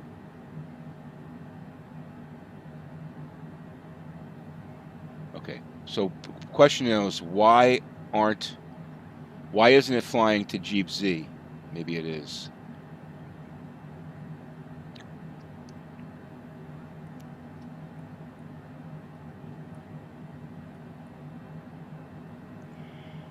Yeah, I'll just fly. I'm just gonna fly the way I'm doing here.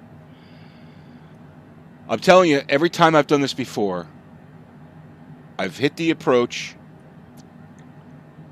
I've loaded and activated and hit the approach button, and the plane goes, and on FMS mode. Exactly every time I've done it. Either I'm doing something wrong this time, or it's just not working. But it's confusing because that's how it works in. It's not loading the approach. So okay, there you go. So Michael, is this the way you do it? Do you find the approach, you hit load and activate, and then you hit the approach button? Do you do it the same way? Because it's a GPS approach. You shouldn't need the nav radio, right? You do it on FMS. It's not using the nav 1 radio. That's exactly how I do it. So it's worked every single time, and I've done it about 20 times that way. Yeah, I'm not going to start the approach. I'm going to Jeeps now. I'm just going to stay with this. I got to get this cargo to Toledo. What do they make in Toledo? I don't know what the hell you even make in Toledo. But that's exactly how I do it. You find the approach, you hit load and activate, right? You hit load and activate, and then because you're running on nav. No, that's Akron, isn't it, Brad? Akron is the tire place.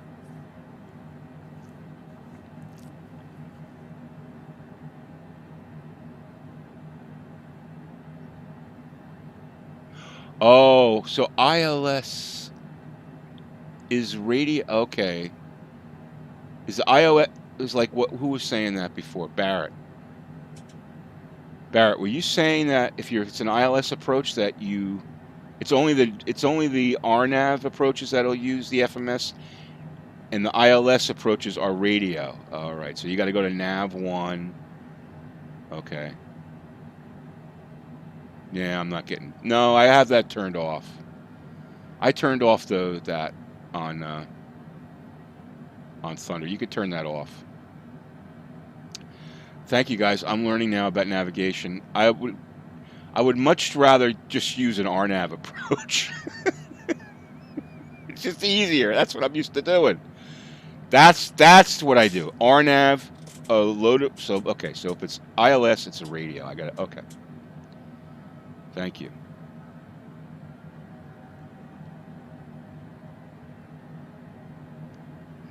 But I will bring it down to under 250 because I really should start slowing down here. All right. The main thing is let's get the plane into Toledo as we fumble our way through the Citation Longitude. So it's not the plane. Again, it's me this time. I'll take the blame. Yeah, ILS is more complicated. So can I guess I can ask if they give me an ILS, like why do they give me an ILS approach? There are RNAV approaches for that airport. Can I request an RNAV approach? That would be kind of good if I could do that. I'm going to cancel IFR, actually. Toledo Tower Cessna 8 Charlie Lima. Cancel IFR at this time. Cessna 8 Charlie Lima IFR flight plan is canceled. Maintain VFR. Make straight in runway 25.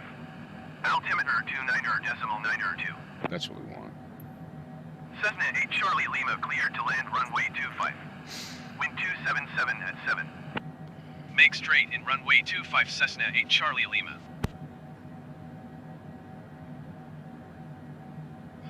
Thank you, Barrett. Now I appreciate you explaining that to me. I really do. It makes sense now. So I'm going to try to remember that. Oh, the million things you need to remember in virtual aviation. ILS is radio approach, which is amazing because like when flight simulators first came out in the 80s, was the first one I ever used on the Apple II. It was all radio navigation, and I kind of learned how to do that, which was really cool. And then once I lost interest in flight simulation for a long time, and then when I got back into it, everything was GPS. So I just said, oh, I'm just going to go with GPS and not have to relearn how to do the radio navigation. But you really should know how to do both.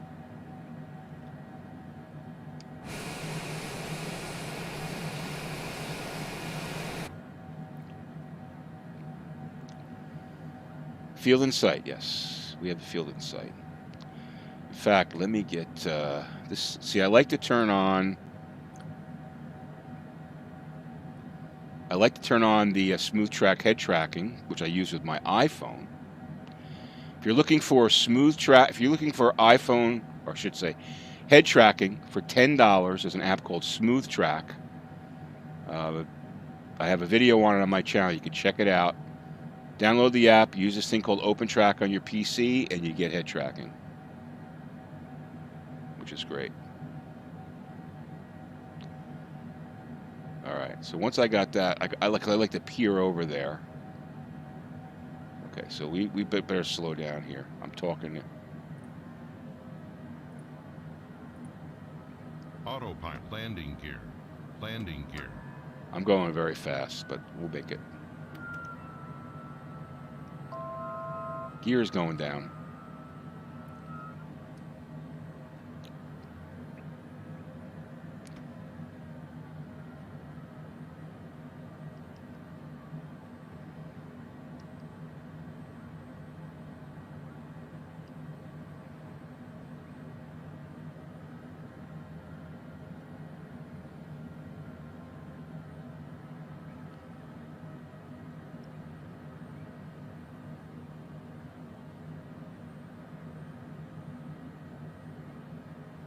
Now that airport doesn't look great. Look at that.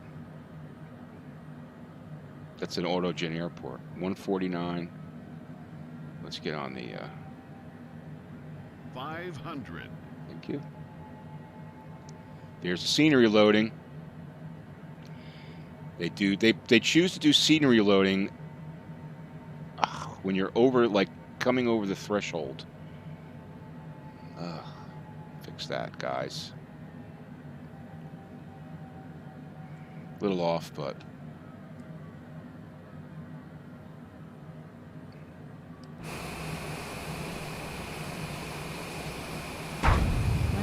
ooh, that was a little rocky. that puts some vertebrae out of alignment. Oh, yeah, exactly. It's pre-GPS. And when I was flying flight simulators back in the day, GPS was even known. It was only used by the military back then. But that's how old I am. Charlie Lima, contact ground on 121.9er. 121.9er. No, that was a little rocky there, Travis. But we're going to ignore ground. We're just going to go park over here. We're going to unload our, no butter for me. No. That one sent some people to the chiropractor.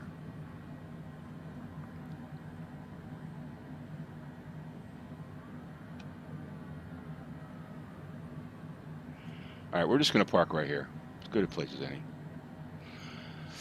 All right. Parking brake on.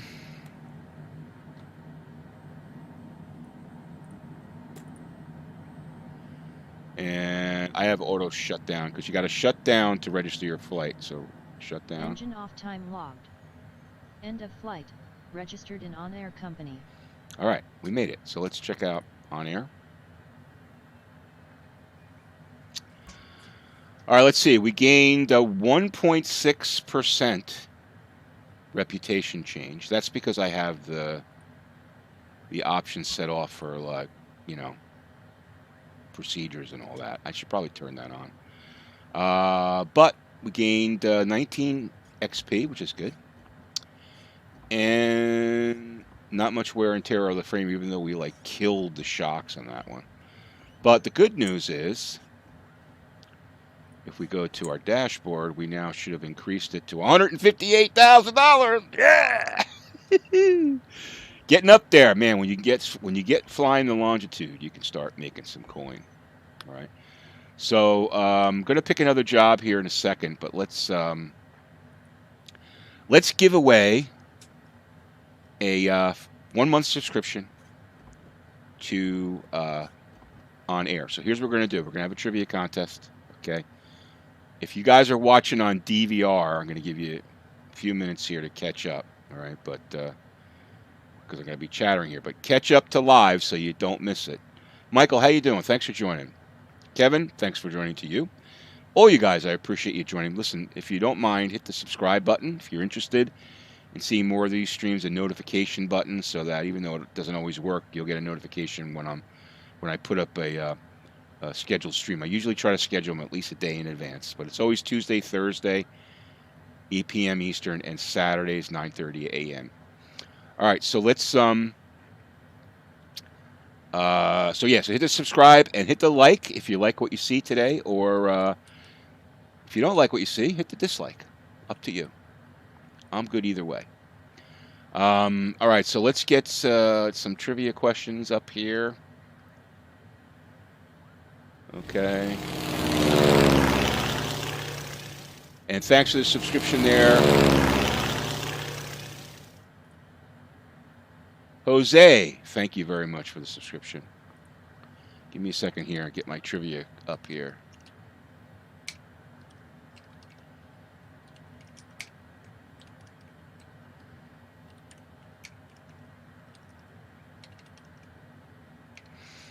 All right.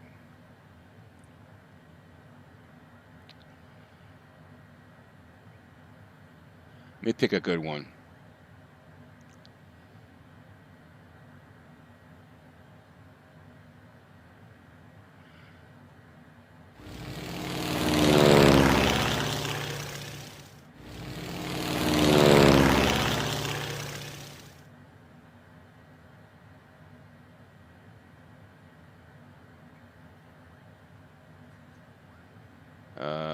Hold on.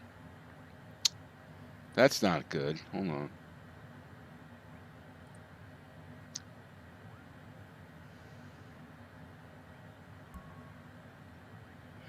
Yeah, I know we don't have any cargo. Talking to the OnAir guys and get rid of OnAir. All right, let me just. I'm looking for a good.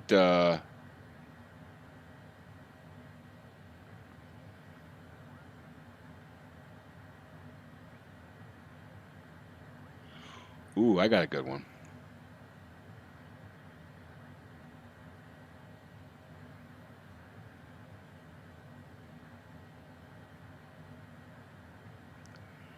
Now I'm going by the this website, this trivia website, for the answer to this. It's a scientific question. Okay? It's a scientific question, so I'm going by their answer to it. Okay, I'm not verifying it, so don't hold me crazy to that. All right, you guys ready? So this is going to be for and Dennis, thanks for subscribing, man. Appreciate that. Thanks for hitting that subscribe button. Medical bills are going to eat up all that pay. Yeah. Probably from the chiropractor. All right, so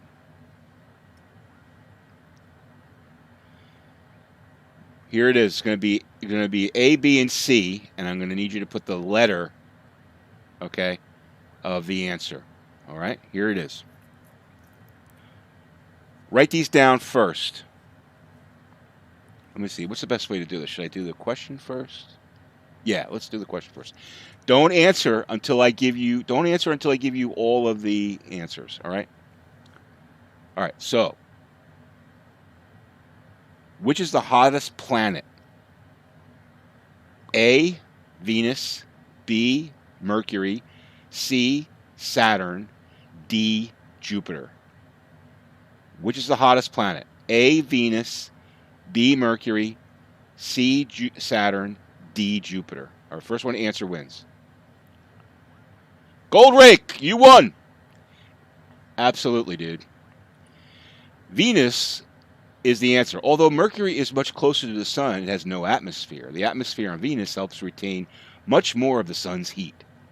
So congratulations, Gold Rake.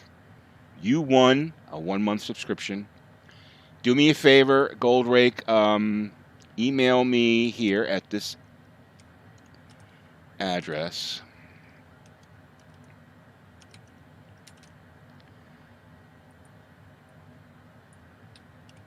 Email me at this address. Hold on, let me type it in here, damn it.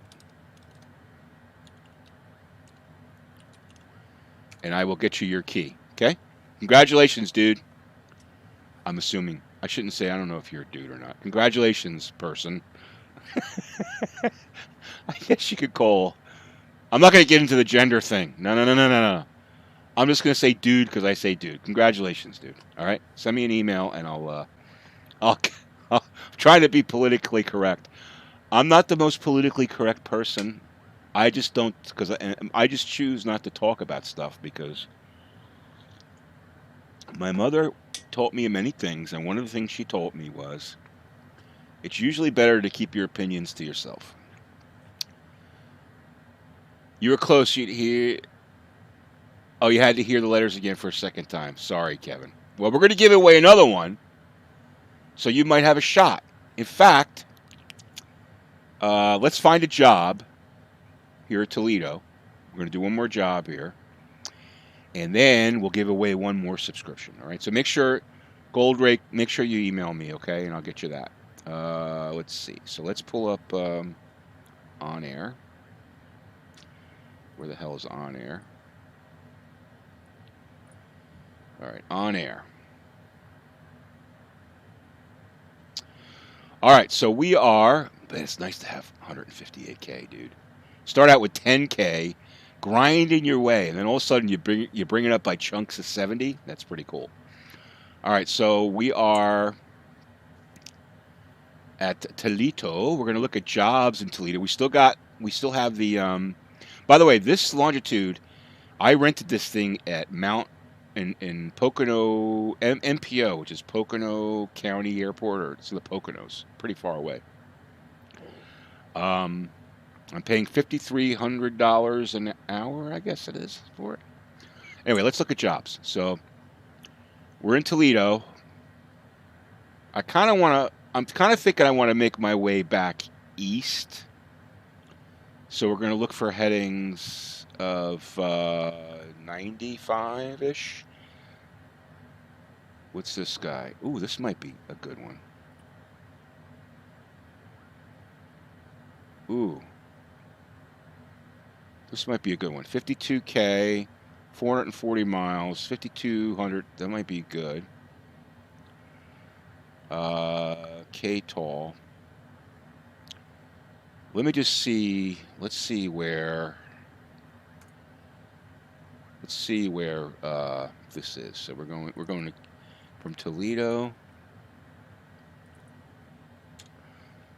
to KMSS. Let's see. So KMSS.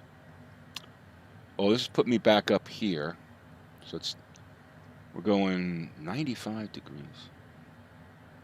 Oh, 59. Let's see, what else we got here? 90, 128. I want to do a single. 143 is going south. Danville, that's like in, that's in, I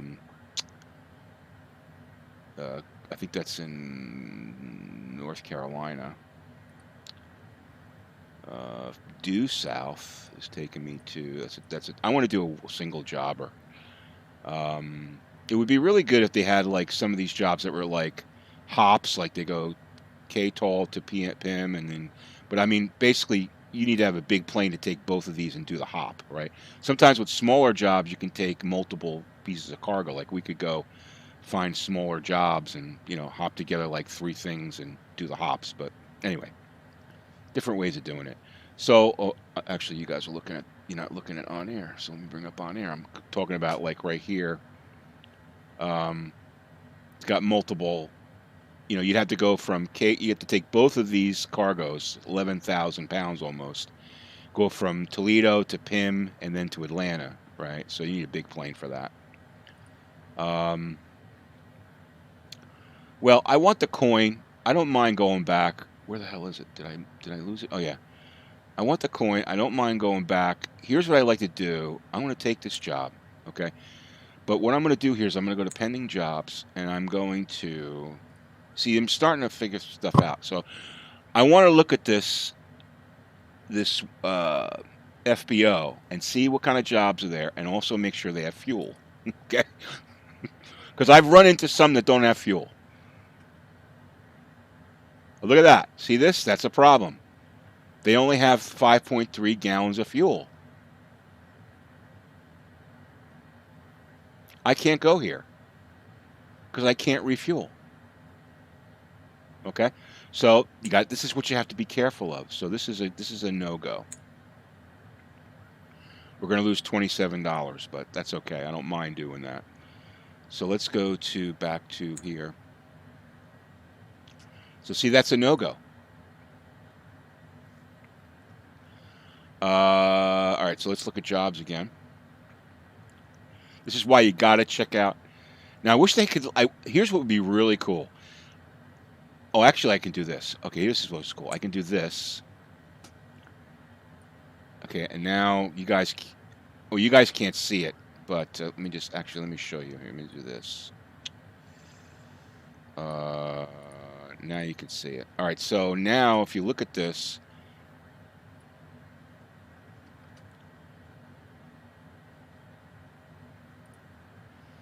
All right, so now if you look at this, I have got my main screen, and what I did was, here, I just did this. I went, boom, to jobs. This is a cool feature that you got to use. And then I want to keep these up here because I want to research these, so I go boom like that, hit this button here, and now that makes me a second window, okay? So now what I can do is I can go through these.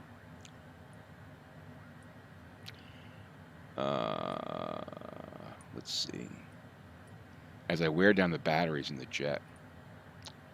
Get the jet started.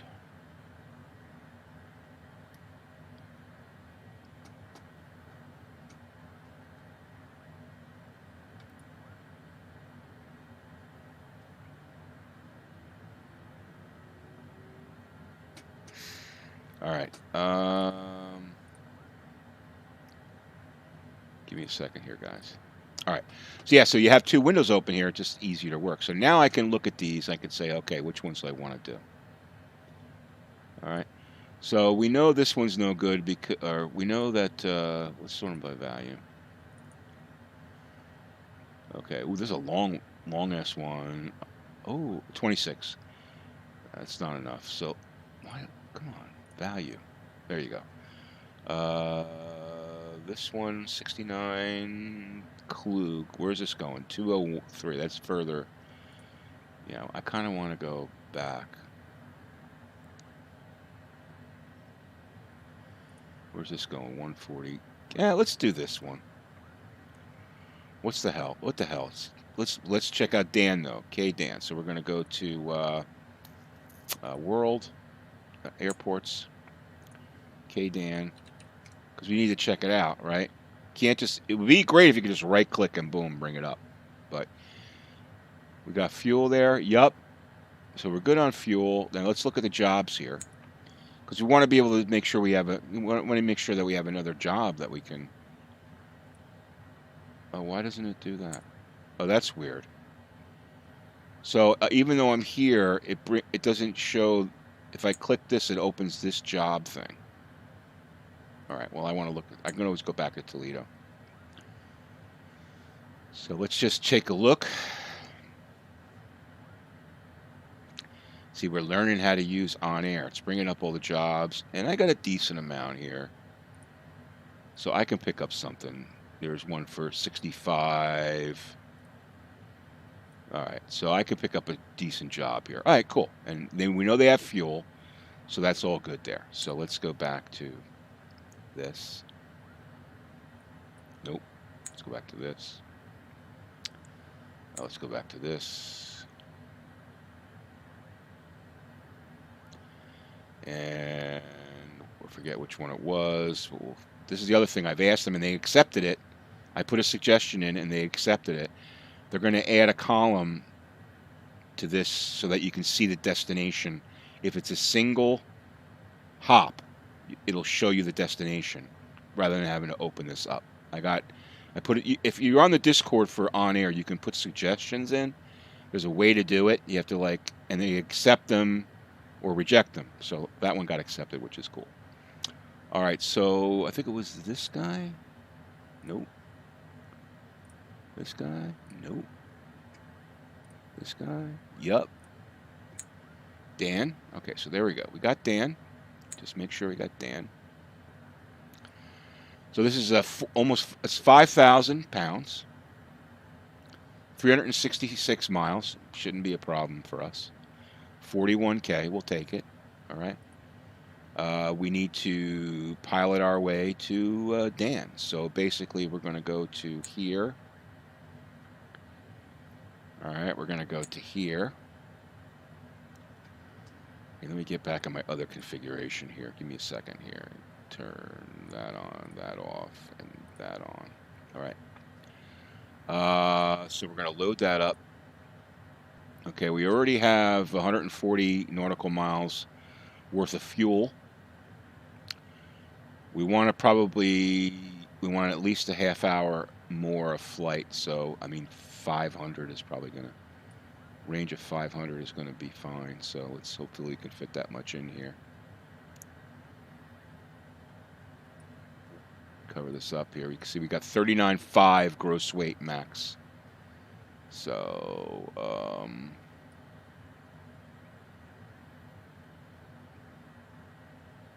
543 is plenty. That's almost a 200 mile, 150 mile, what do you call it, delta. So that should be fine. We could probably squeeze a little bit more in, so why not? I mean, yes, you want to probably, there you go. That's a 200 mile delta. All right, so that should be good to go. So we're going to confirm. So this thing starts loading. And now we got to enter our flight plan. So this is, we'll let this guy load here, get rid of that. And let's go to Sky Vector.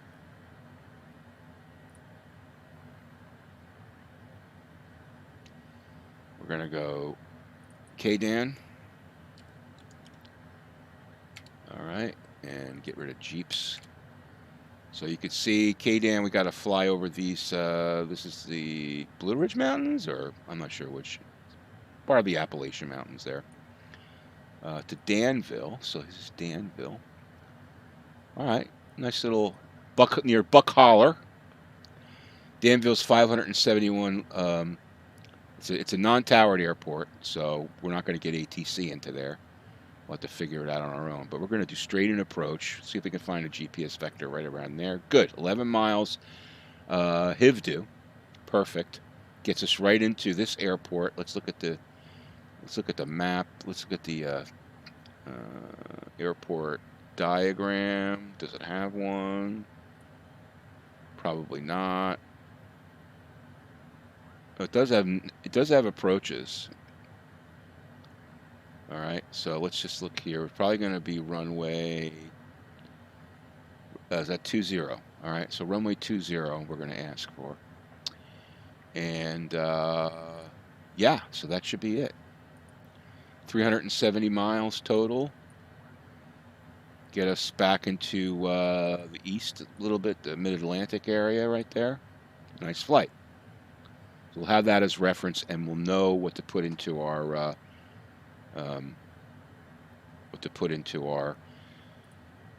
our G5000. So let's get to the G5000, and we're going to go home, flight plan, and our origin is going to be, wait, hold on, add origin. We're going to go Kilo Tango Oscar Lima, and our destination is going to be Kilo, what the hell is D? I always forget D. Delta, sorry, Delta. Alpha November. And we enter our waypoint of, where the hell is it? I Victor Delta Oscar. Got our flight plan. So can I modify this?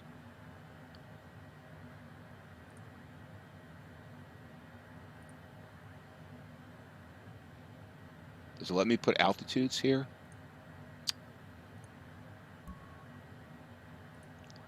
Cargo's ready to go. I didn't see if it...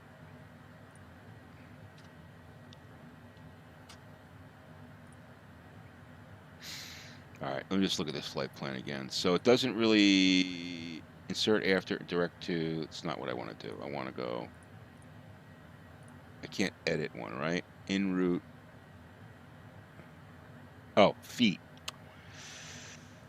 So this is going to be... We want to be at...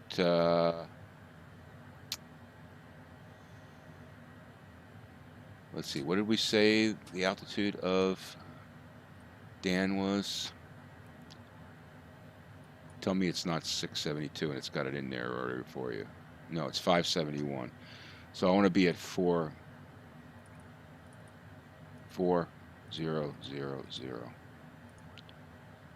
Okay. Doesn't let me enter anything else.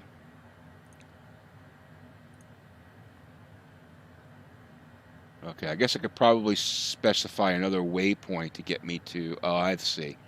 I could specify another waypoint to get me to altitude. But the one I really care about is descent. So let's just see if that works. Barrett's probably saying, he's doing it all wrong. All right, we got our flight plan in. I probably am doing it all wrong, but whatever. All right, flight plan's in. So let's go to here, and we're going to go flight directors on. We're going to go nav. We're going to set our initial altitude for, we're going to expect at least 15,000. All right. We're going to go FLC.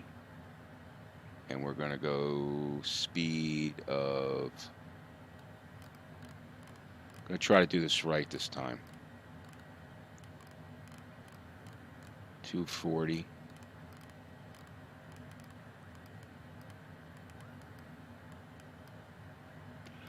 We'll go 245. We're going to try to use auto throttle again. All right. So that's all set. And we got FMS, and we should be good to go.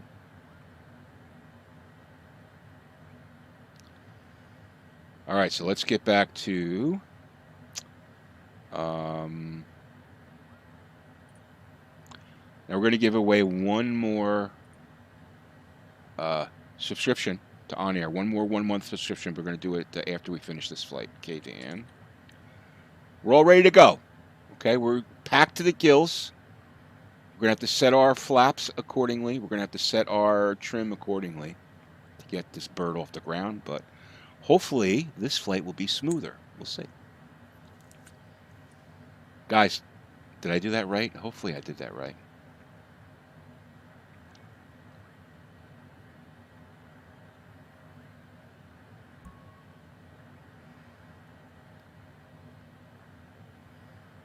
All right, you can see from OnAir, we're all set up here. We got all our green check marks. Okay, got us positioned downtown Toledo right there. Boom, there we are, Toledo Airport. We're going to start.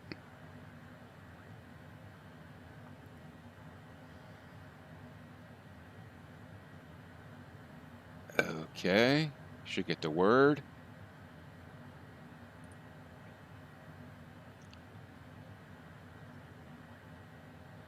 Why didn't we get the word? Let's go to see. We're gonna tune it.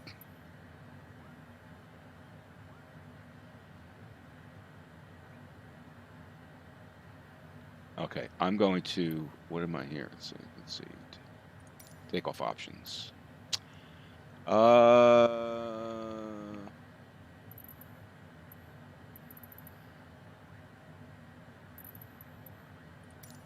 Toledo ground, Cessna November 328 Charlie Lima request taxi for departing straight out with India. Cessna November 328 Charlie Lima taxi to and hold short of runway 25 via taxiway Alpha cross runway 16. Contact tower on 118.1 when ready.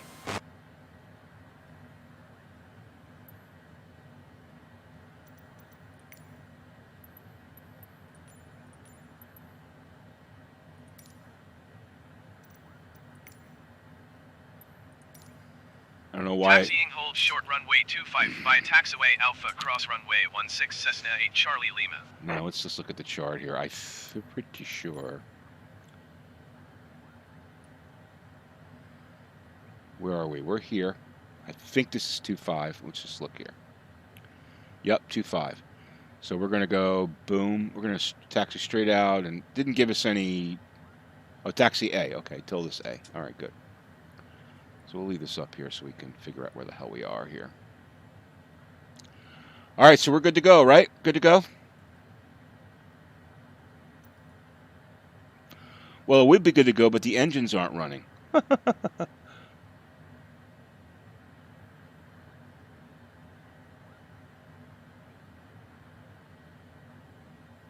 Uh-oh. Come on, auto start.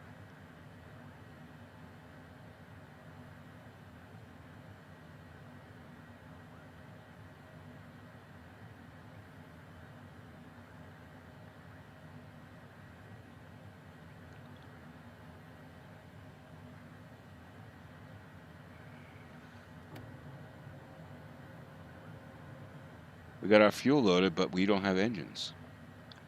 So let's do this. Let's go to... Your flight will be monitored until you land and shut down the engines.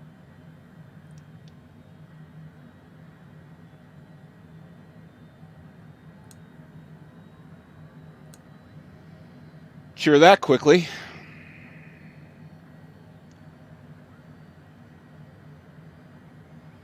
I guess I have an auto start toggle. I guess it didn't work. Oh well.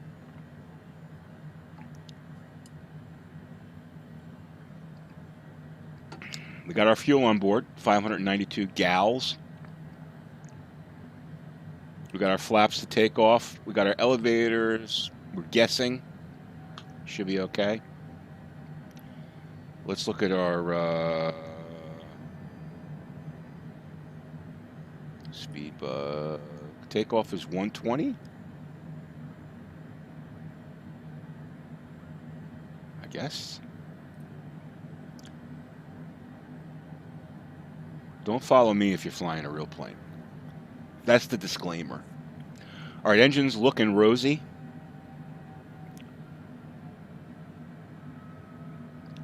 Let's get our tracking, our head tracking on, because I like to use that.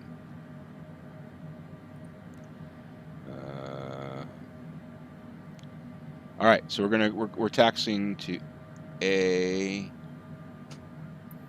and then tune into tower. Well, we could tune into tower now. Let's get rid of that.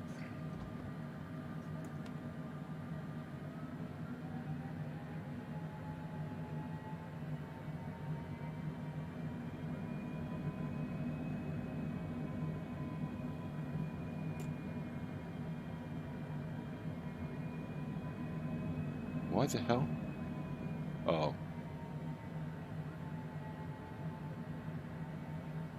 What the hell's going on here? Hold on.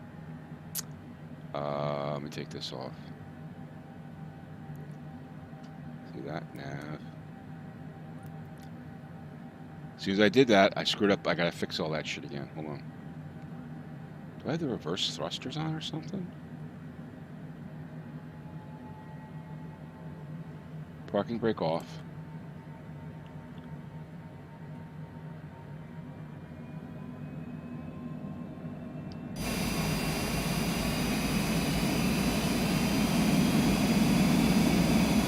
Oh, I see. Because I have a huge load in here, it's taking me some time to get it loaded up. All right, gotcha. So let me do this. I got to do all this shit again here. So that's good. So let me go to here. Let me make sure I got my speed set up. My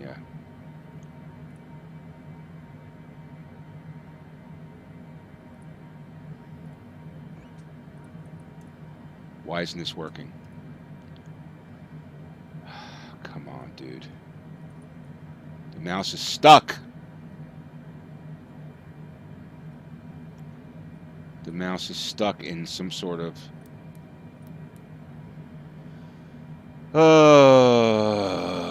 DeBarcus, how you doing?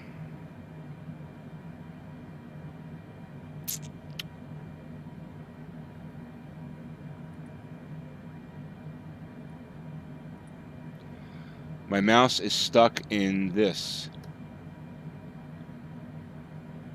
It won't change this. All right, there you go. 245.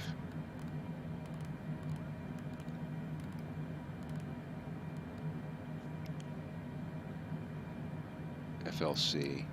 245. FLC.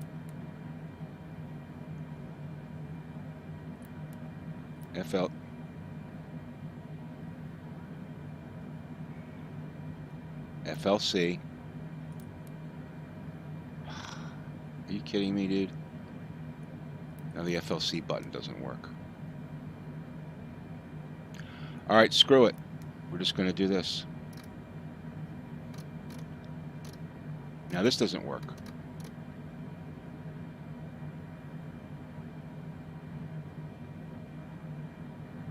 What the hell? Burning fuel here. Oh, I see. Thank you. Thank you. Setting altitude to 15. FLC. Thank you. It's like, why?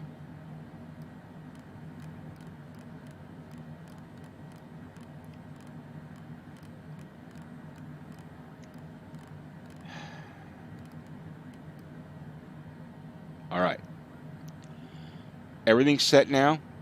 Nav, FLC, speed. The only problem is my mouse is still this dopey cursor. It's all right. That shouldn't be a problem. Let me go back to there. And turn the speed bug on so it shows on the PDF. Plane is rolling backwards. Turn the speed bug on.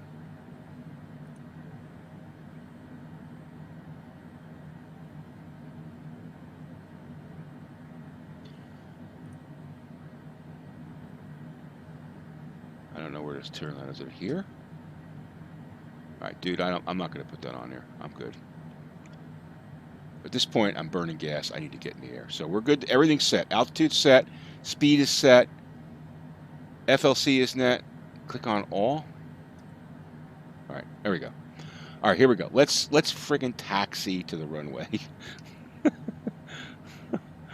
Here we go.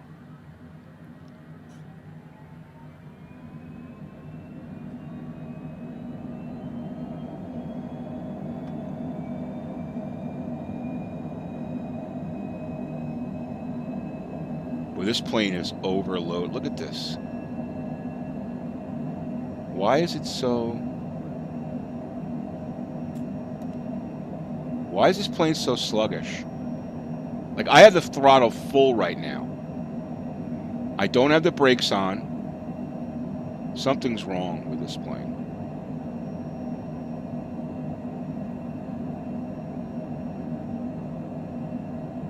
I have the throttle on full, and I'm barely moving. I don't have the brakes on. The parking brake is off. No, it's not. The parking brake is on.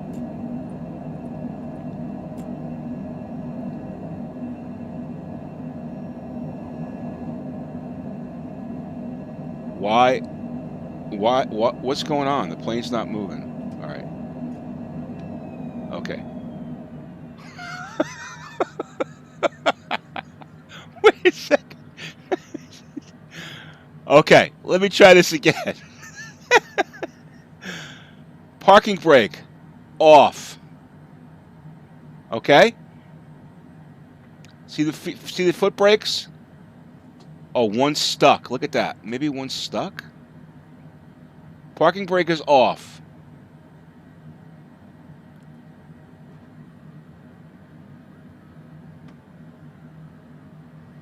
The only thing I could think of is...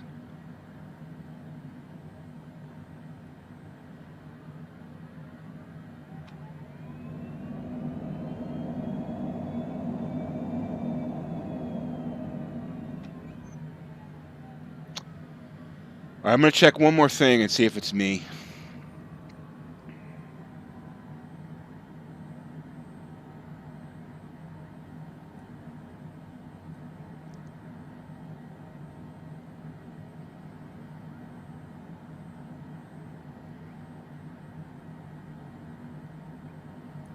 You need to put the reverse thrusters and you got to pull these back, right? Yes.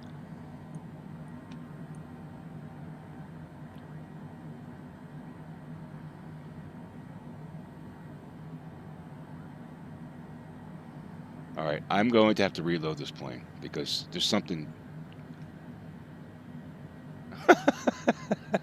Yeah, there's something wrong here. So first thing I'm going to do is cancel this friggin' job, all right? Let's go here.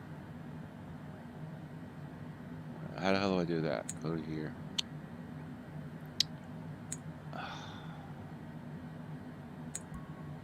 Tracking page, abort flight. Okay, yes, abort flight. Flight aborted by user. Okay.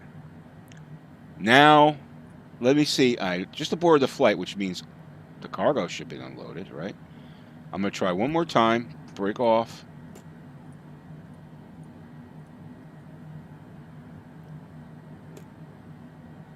Okay. See what happens now. All right. It's the plane. We're going to reload the plane. Oh, I hit the wrong thing. Hit validate.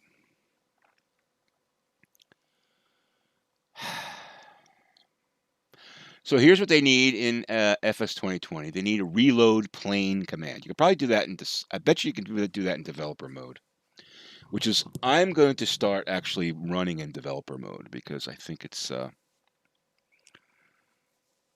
know, I think it's more, makes more sense. Where the hell were we? Toledo? Yeah. All right. So we can set our flight plan here. So let's do that. Oh, no, we got to reboot. Go back. We're turning this friggin' thing off. Go back. Quit the desktop. I'm quitting out of it. Sometimes it doesn't quit. Sometimes it does quit. Okay. I'm going to load this up, and while it's loading, I'm going to take a quick break. All right. So, shouldn't be too long. I need like a 10-minute break, like a 5-minute break. So let me get this loaded up, okay, and then you guys Hang in there. Okay, hopefully, let me just make sure this works. Yep. All right. Just make sure I get this loaded first. That was really strange.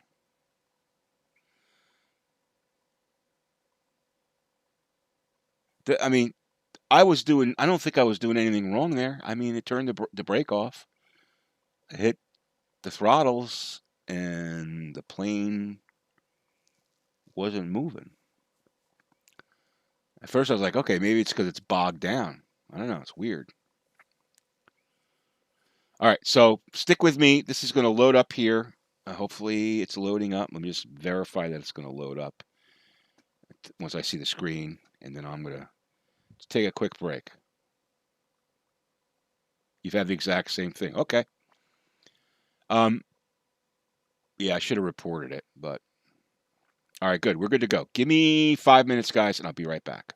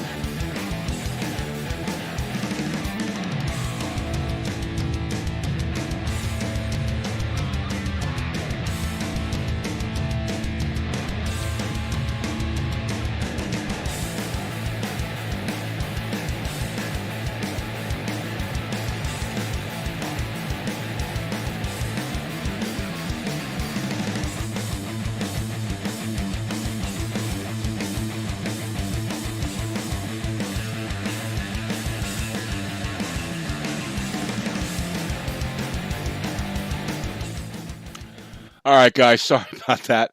Seems to be loaded up again here. What did you miss? I got in the Citation, the Longitude, and was ready to taxi, and I had the throttle at 100%, and the plane was basically crawling. And I couldn't figure out why. Brakes were off. Emergency brake was off. Didn't work. So, all right. So here, let's do our flight plan right here. Toledo. We're departing 2-5. Yep. We're just gonna go right on the one runway with the engine started, guys. We're going to go Danville. And Danville's good at 2-0. Let's get a GPS point there. Okay, there. And we probably want, do we want to set one for altitude climbing? So let's see, because we want to have more than one waypoint. So pick a waypoint along the way here. That's a good one. AMI, add. And we want to go, does that have enough time to get up there?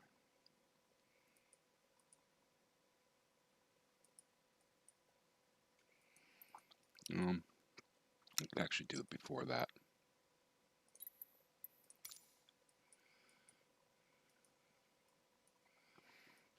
Right here. All right, so there. Nav, what did I say? Oh, I see. Set my cruising altitude. So we're going to set our cruising altitude to, we'll go 28,000 today. All right. So basically,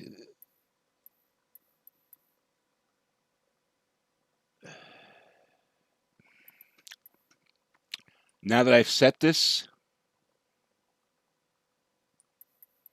I don't want this to be at 1100. I want this to be at 3500.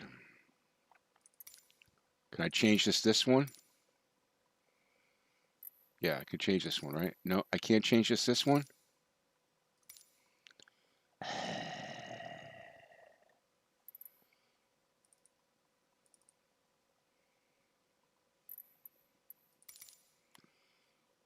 Okay, how do I change that one? Any clues, guys?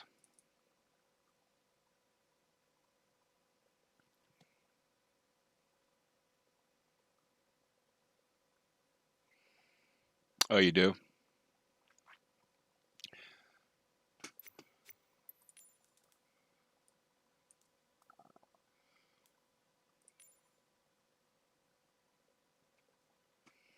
Oh, I see.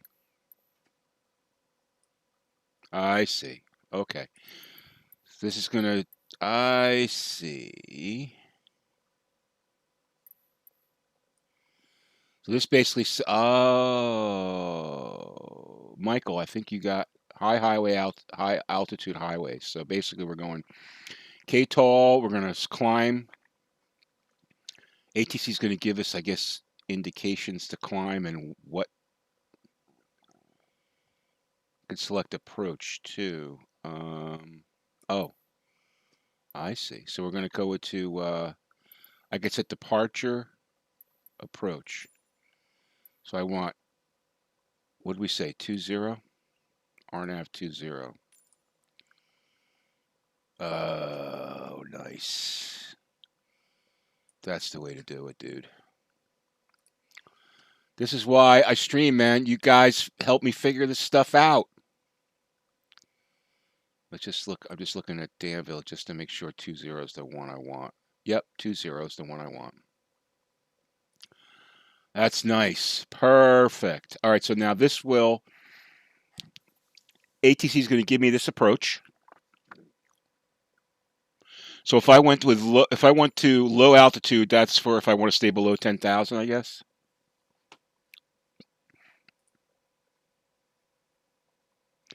Right. Yeah, I'm not going to worry about the departure. All right, so now the approach, when I hit the approach button, it's gonna automatically change the altitude level, because that's what I want, dude. Michael, thank you. Thank you. All right, good. Close this and fly. Let's have a little evening flying. See if we can catch some runway lights coming into. We'll leave it like 5:30. Do a little evening flying. Let's check our flight conditions. It's all good. Fly. Michael, thank you very much, man. Appreciate that. So now I can sort of like, I see you learn something every day. You learn something every day. That's what life's about. Learning something every day.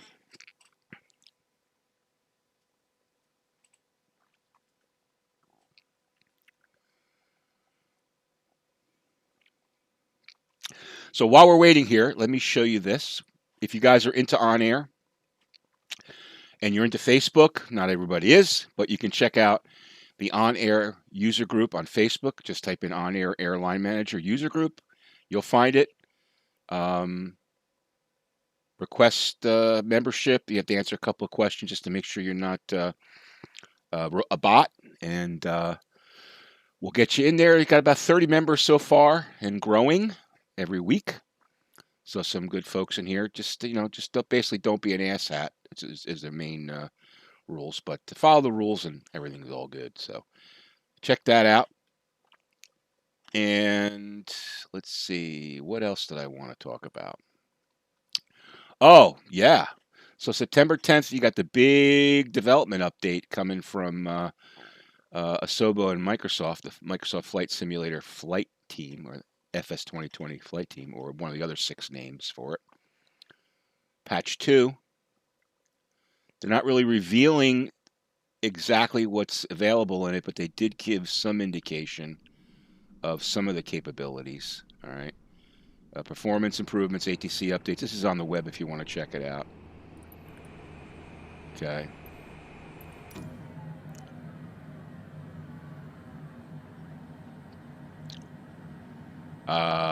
Anyway, so yeah, so that's that. And so you can, I'll give you this, I'll put this in the chat if you guys want to check this out. You've made a SpaceX livery for Longitude?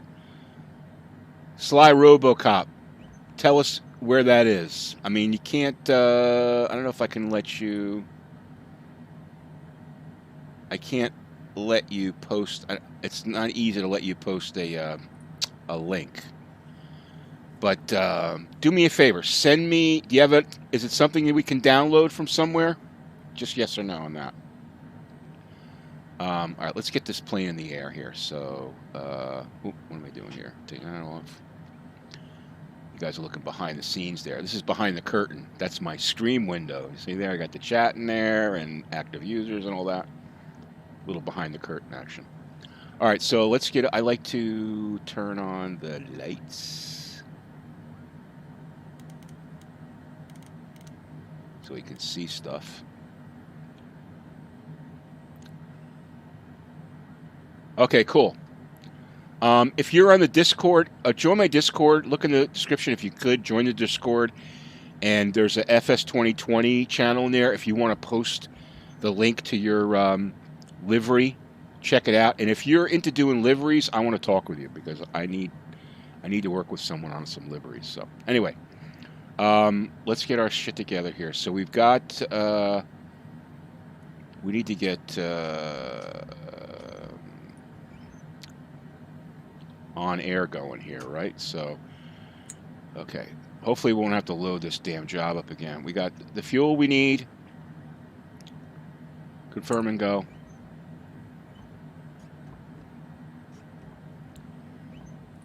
Okay, Dan.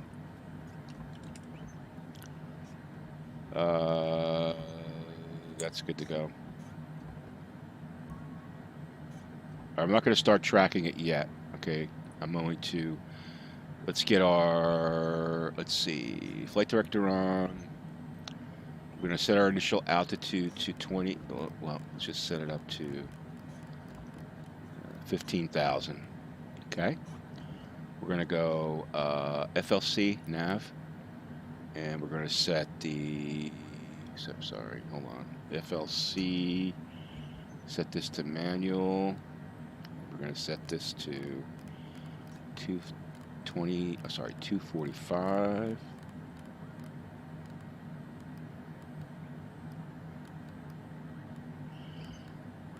All right, good.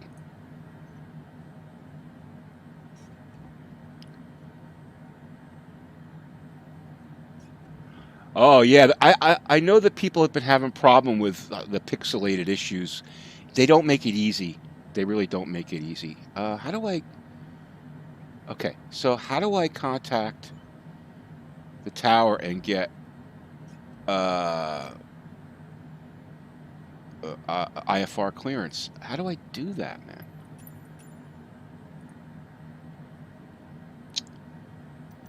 All right, let's do this. Let's get him in charge of the radios. Turn it off because he wasn't doing it before. So now let's turn him on. Okay.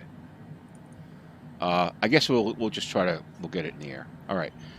Let's see. Let's just make sure we have our everything is good to go here.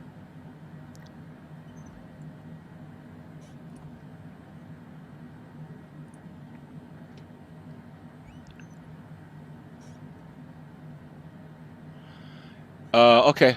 Okay, but usually it says request IFR clearance. Maybe you're right. Maybe because we started on the runway.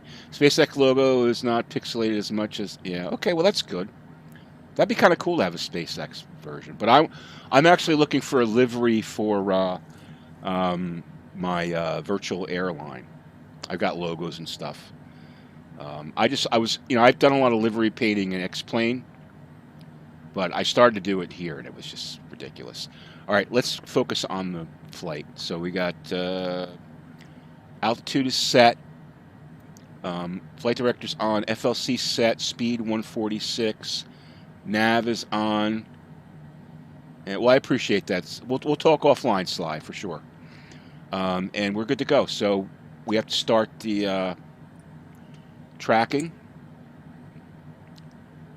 and OnAir.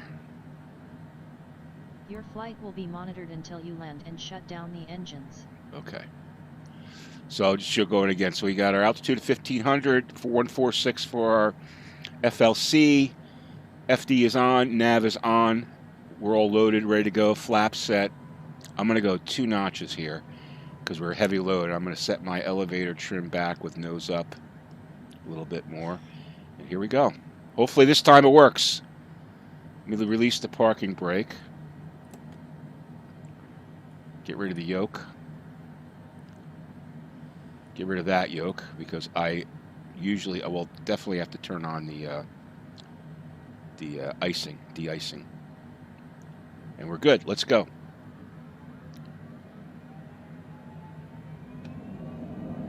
Now we're moving.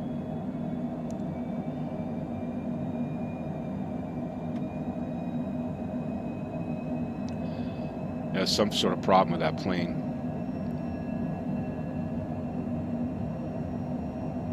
And rotate.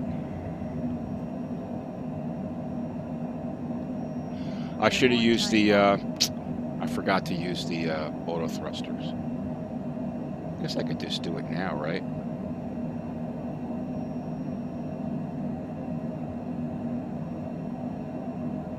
Cessna X-Ray Golf Sierra contact Toledo departure on 123.975. 123.975 Cessna X-Ray Golf Sierra. Toledo departure Cessna Alpha Sierra X-Ray Golf Sierra is climbing through 1,700 feet for 7,000 feet. Cessna Alpha Sierra X-Ray Golf Sierra Toledo departure continue to Foxtrot Bravo Charlie as planned. Altimeter 29.902.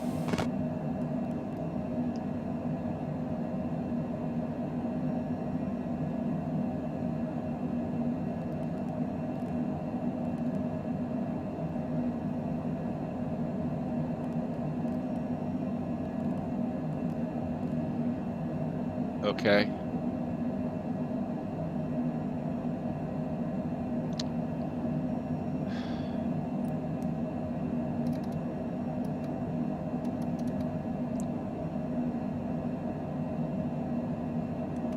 Landing gear. Landing gear. Landing gear. Landing gear. Landing gear.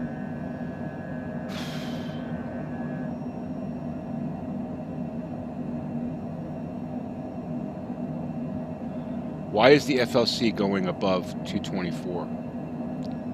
Oh, because my throttles are way too high. Cessna X-Ray Golf Sierra contact Cleveland Center on 128.625. 128.625 for Cessna X-Ray Golf Sierra.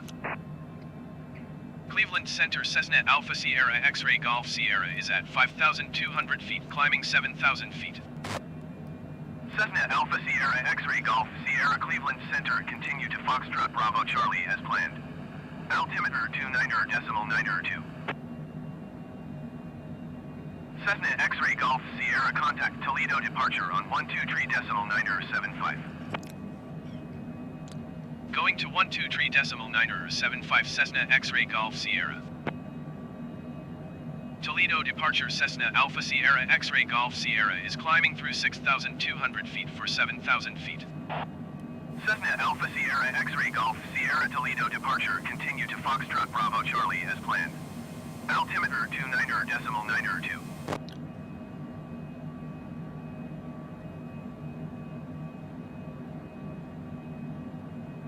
Cessna X-Ray Golf Sierra climb and maintain flight level 190. Climb and maintain flight level 190 Cessna X-Ray Golf Sierra. Michael, you are a godsend, man. This is so much better. This is what I wanted. Thank you for the guidance, man. Appreciate that. Give me a second. I'll catch up with chat in a second, guys. I'm just trying to get myself situated here.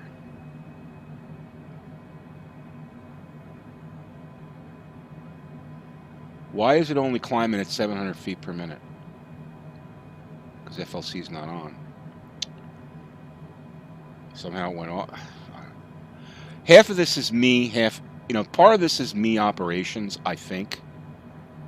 And part of this is the plane glitchy. So I don't want to, blame the plane all the time, because I think part of it's me, too.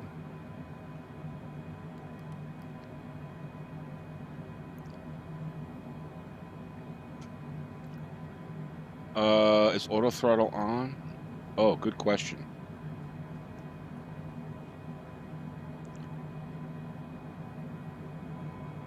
Good question. No, it's not on. See? It's not on.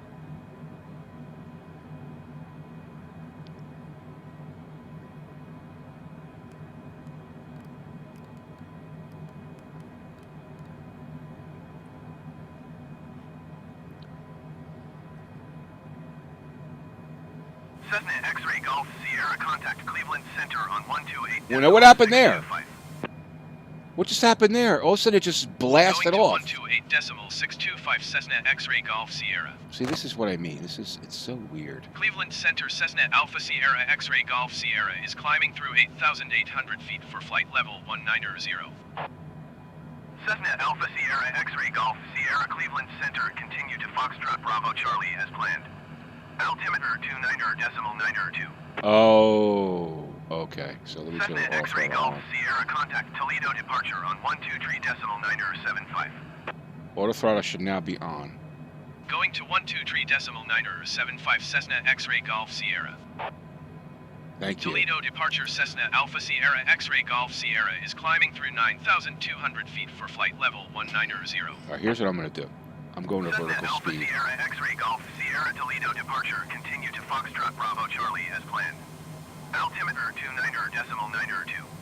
I'm just going to vertical speed because I know that. Golf Sierra contact Cleveland Center on 128.625. 128.625 Cessna X-Ray Golf Sierra. Cleveland Center Cessna Alpha Sierra X-Ray Golf Sierra is climbing through 9,900 feet for flight level 190. Cessna Alpha Sierra X-Ray Golf Sierra Cleveland Center continue to Foxtrot Bravo Charlie as planned. Altimeter 29.902.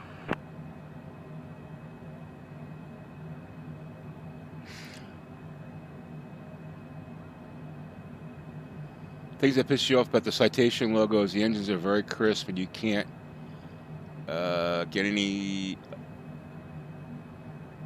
Oh, I see, yeah. Yeah, from now on, I here's the thing. I'm just going to use vertical speed because until I get the total hang of the FLC, it seems like every time I'm using it, sometimes I get it right. Like I don't have a problem with it in the TBM for some reason, and I don't use auto throttle in the TBM, and I haven't used auto throttle with it here. Like you set the speed, you hit FLC, and it climbs at that speed. Although you have to set the throttle, so auto throttle makes sense to use auto throttle. Yeah, like I said. Part of this is operational error, I think. Maybe more of it is operational error. And then some of it is the glitchiness of the plane, you know.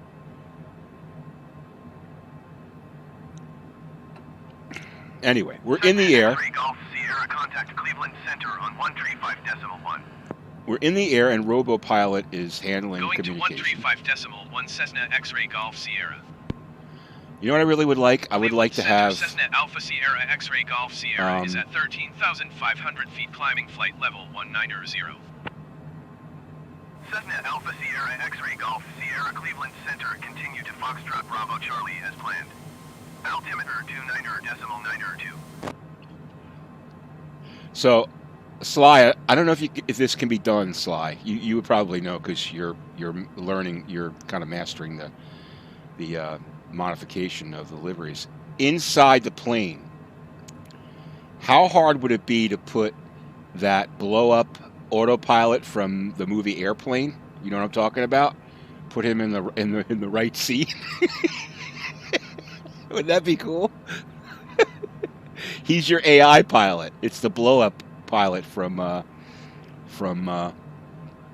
do you call it? The movie Airplane.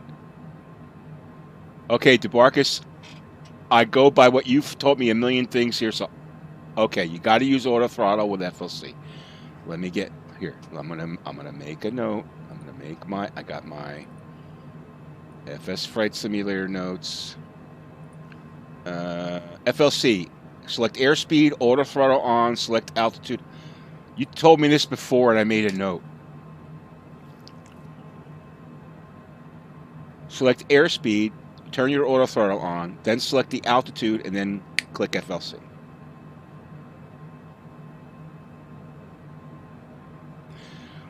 What about, all right, so basically when you take off with auto throttle, right?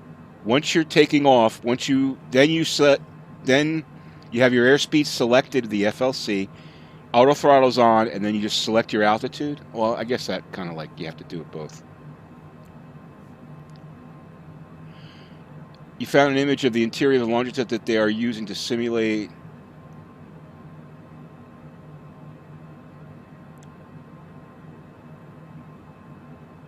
Okay, yeah. Three. You'd have to like they really the tools to modify the liveries and stuff are kind of like not great. But oh shit, what am I doing here? Okay. So we're climbing at 9,000. Speed's good.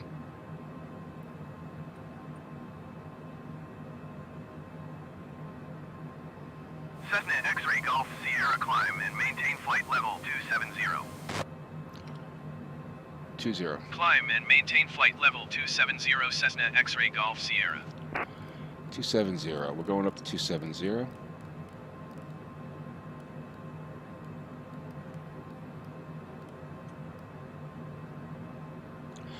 So, Michael, I got a note that you told me, which is use IFR highways for altitude changes from ATC. No manual for this flight simulator, although it's probably something I should know how to do anyway. Let's go. Oh, we got to hit vertical speed. We're going to go up.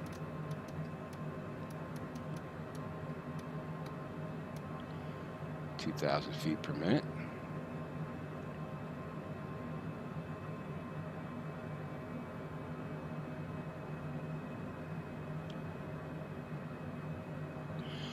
Guess what file name the Longitude logo on the engines? I have no idea. Use low for shorter flights. Right, it's for like GA flights and stuff like that where you don't go above 10,000, I would guess, right?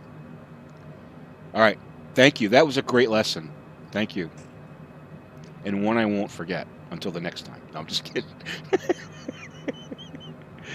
Hey guys, if you're watching and you're enjoying, well, you are watching obviously, but maybe you're listening, but you're probably watching. If you're enjoying what you're seeing, please hit the like button. If you don't like what you're seeing, hit the dislike button. Fine with me either way. Hopefully hit the like, but also please hit the subscribe button and the little notification bell, because when you do that, you'll hopefully YouTube will notify you when I'm streaming or when I post a stream. And I also usually post in the community thing, so you'll see it on your YouTube feed. It's liveries, not decals. That way. Indianapolis Center on 128.075. Yeah, I looked at the. Like I said, I started to do some livery painting. 128.075 Cessna X-Ray Golf Sierra. I started to look at how to do. Indianapolis Center Cessna Alpha Sierra X-Ray Golf Sierra is climbing through flight level 215 for flight level 270. Cessna Alpha Sierra X-Ray Golf Sierra Indianapolis Center continue to SE as planned.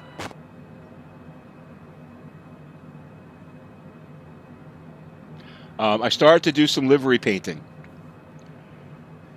and I got discouraged. I got discouraged because of what you're saying. The file structure to figure out where everything is and the way that they that the DDS files look like. It's almost impossible to figure out. They just did a poor job.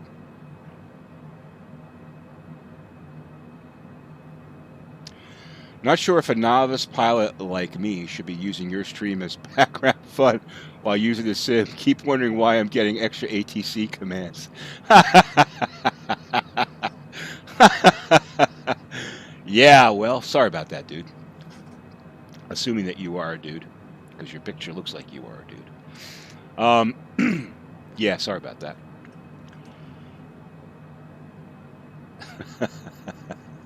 Getting confused, eh? Going to, you're like, why is Indianapolis talking to me? Dude will doodle. Okay, you got it, dude.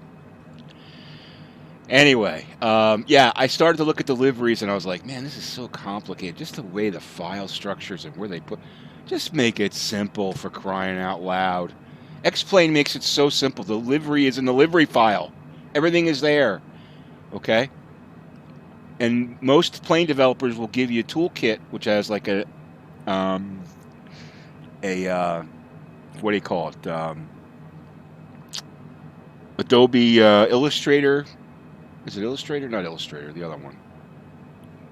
I use Affinity. And actually, Torxim has an Affinity paint kit, which makes it really easy, you know.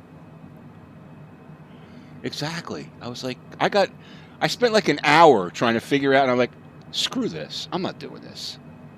I got better things to do with my time. They really made it impossible for people to develop liveries. And there's no way to, like, you have to, like, every time you want to look at your livery, you got to restart the sim, and the sim takes 10 minutes to load. Right? Unless there's a way in developer mode that I didn't figure out. But like in X-Plane, you have a plane modeler, plane maker. Climb and maintain flight level 280. 280, going to 280, 1,000 Climb feet and higher. maintain flight level 280 Cessna X-Ray Golf Sierra. Cessna X-Ray Golf Sierra, contact Indianapolis Center on 120.475.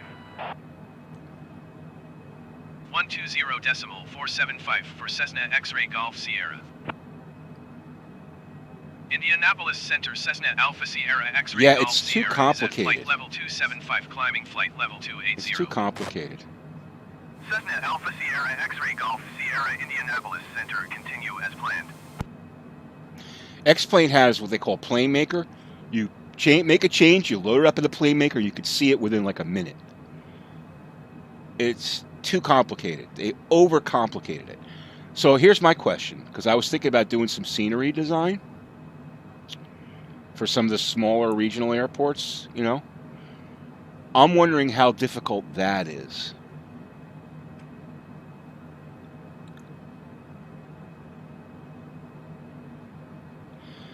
You just revert back to the default livery and then wait until it shows up and then click on the livery you made. Oh, okay. Well, here's the thing, dude. I can't get past the file structure, so I'm not even going to do it. As much as I would like to, I got like 4 liveries I'd like to do. I'm not going to do it. It's just too much for me. But let's talk offline. Just if you can IM me on Discord, maybe we could chat about some livery. I'd like to see some of your work, and then maybe we could chat about some livery design. But I want to learn. I want to take a look at what it takes to do scenery. Yeah, oh, okay. Because X-Plane, it's not that. I mean, it's not easy, but it's manageable, you know. Oh, you got timed out because you used the B word, dude. All right, Sly, I appreciate that. We'll chat offline. So let's see. What else was there that I wanted to talk about? Let's see. Let's get our cruising altitude. We'll get it to. Let's get her up to like.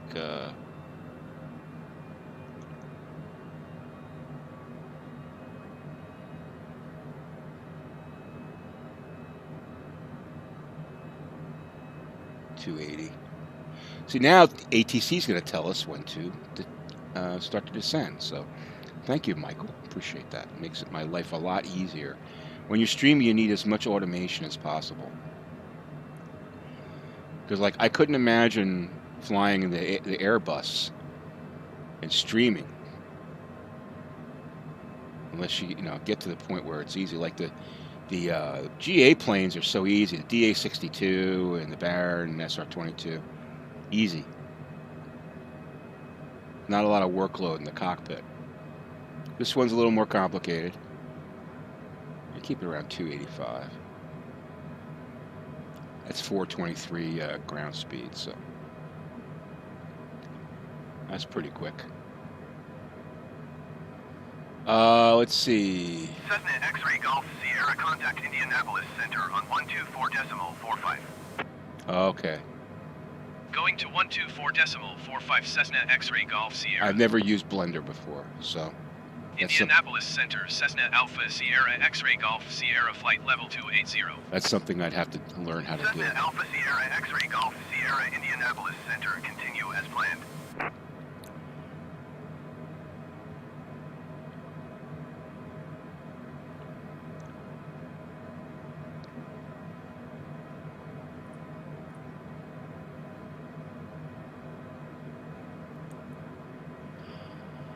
All right, so let's do another giveaway. We got the first giveaway. Gold Rake won that. Hopefully he emailed. Let me see. Yep, he emailed me. So Gold Rake is going to get his. Let's do another one. So we're going to answer the chat. It's going to be a trivia question. Okay. The winner is going to get a 1-month subscription to OnAir, which is the. Pull it up here. You guys see that?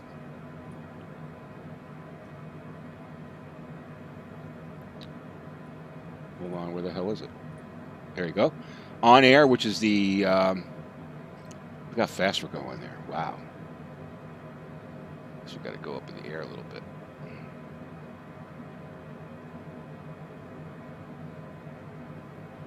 Nice, huh? OnAir, which is the gaming world that I'm playing in right now, the aviation economy gaming world, which is pretty cool. 1 month free subscription, which you'll be able to tack on to your 7-day trial. So you get really 5 weeks worth of, if you're new to it, you get 5 weeks worth of gameplay in there, and that's enough to make a decision for sure. So we're going to give away that subscription. So here we go. Ready? It'll be multiple choice. Okay? And whoever types the answer, the letter of the answer in the chat first will win. Okay? All right, let me get my trivia question here.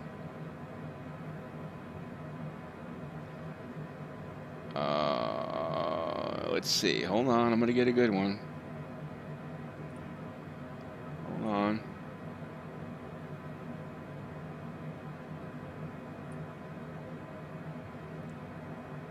Okay. Pardon me. Which is the world's most venomous fish? A, scorpion fish. B, lionfish. C, stonefish. D, toadfish. Which is the world's most venomous fish? A, scorpion fish. B, lionfish. C, stonefish. D, toadfish. All right, Michael answered C first, and C is the stonefish. Absolutely. Stonefish. The spines inject a poison that has been described as causing the most intense pain known to man. Michael, you win the subscription, dude. Congratulations. Do me a favor. Sorry, guys, who didn't win. Appreciate you participating. If you could please, Michael, email me at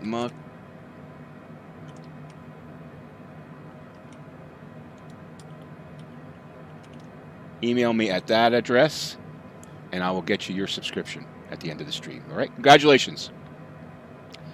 Just let me know which one you did, stonefish. Just say stonefish. All right, Michael, thank you. Congratulations. Yeah, River Monsters. Yeah, that's a great show. Is it still? I don't think they're making new episodes, no. It's been a while since I've seen it.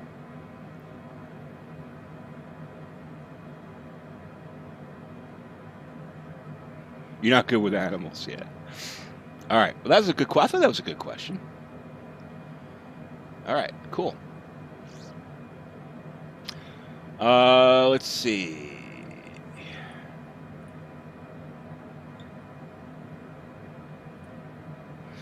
So just so you guys know, I've been using this application called Smooth Track. It's for your iPhone, okay, or Android. It's $10. You buy it for your phone, and then you download this free app called OpenTrack. And OpenTrack runs on your PC. This app on your phone communicates it with it via Wi-Fi, and then it gives you head tracking. So if let me just show you here.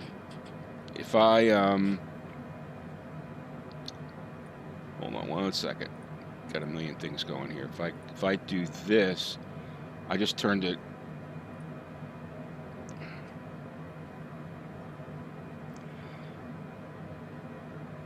All right, I just turned it on. So if I do this,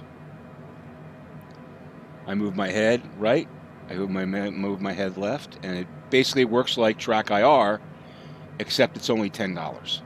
There are other solutions. This one is pretty good. Getting good reviews. A lot of people like it. I bought it myself. I didn't pay for it. They didn't give it to me. I bought it myself, and I really like it. You know, for me, I use it mostly for landing and taking off. Okay, but you know, for me, it's an interim until we get to VR. Right. Once we get VR, I really probably won't need a tracking software like this, at least for this game, for this flight simulator. But in the meantime, it's a nice Nice stopgap. So check that out. It's called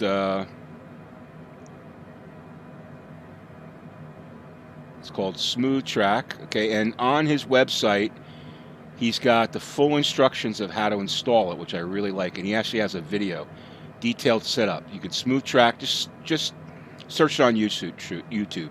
Smooth Track detailed setup tutorial. This guy's name's John. He's a nice guy. We actually gave away an application key for the app in the last stream. But detailed, it's a little, it takes a little bit to install it. Probably take you about 5-10 minutes to install it. And then if you look on my Discord under the PC channel, I put my parameters to make it, which is the parameters that are working for me. So also, I'm old. Let's see. The most venomous. The most venomous thing about the lionfish is its tongue. It never tells the truth. It's always lying. Oh, God. Come on, dude. Really? It's a pretty bad joke. But I like the humor. Good job. The name of the app is called Smooth Track. Smooth Track. It's available on the App Store. It's $10. The name of if you look on this website, up here, let me put the link to the website in the chat. Okay, so you guys can just check it out. Just easier that way. So go check it out. Boom, right there. All right. inflightassistant.com/smoothtrack. Check that out, and all the details will be there. All right. Let's check our flight status, because that's kind of fun to do. Boom. All right, we got 193 miles to go. Wow. Making good progress. 397 gallons of petro. All systems looking optimal. We could probably slow her down a little bit. Well, 300 knots is good. Good, cool. Here's what I like to do. Let's go outside. Let's check out some of our fixed cameras here. That's the wing view.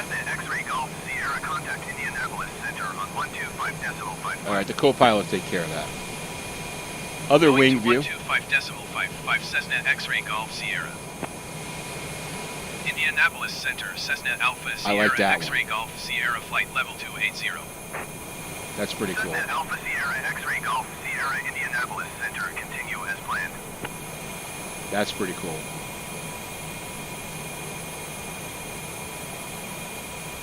Oops.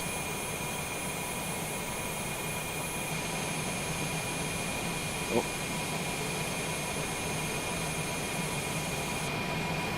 Oh, sorry. Not sure what's going on here. Let's go that one, that one, that one, that one. There you go. I kind of like that one, the tail cam. It's kind of cool. That's all we got. No more. Only have a couple. Hey, Pat. Thanks for joining, man. They really haven't gave particulars. Let me get back in the cockpit so I'm not screaming. They haven't set a date.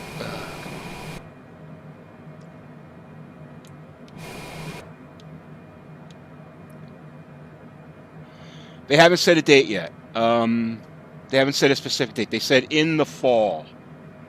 In the fall. It's the same with, like I have a Reverb, HP Reverb G2 on order. Rumors are October 15th is the ship date, but they haven't said yet. You know what? Listen, I'd rather, you do too, Paul? Cool. I'd rather them take their time and get the friggin' thing right. If it takes an extra 15 days and it saves me 4 hours of hassle, get it right and then send it to me. I'm all about that, you know? Get it right and then send it to me.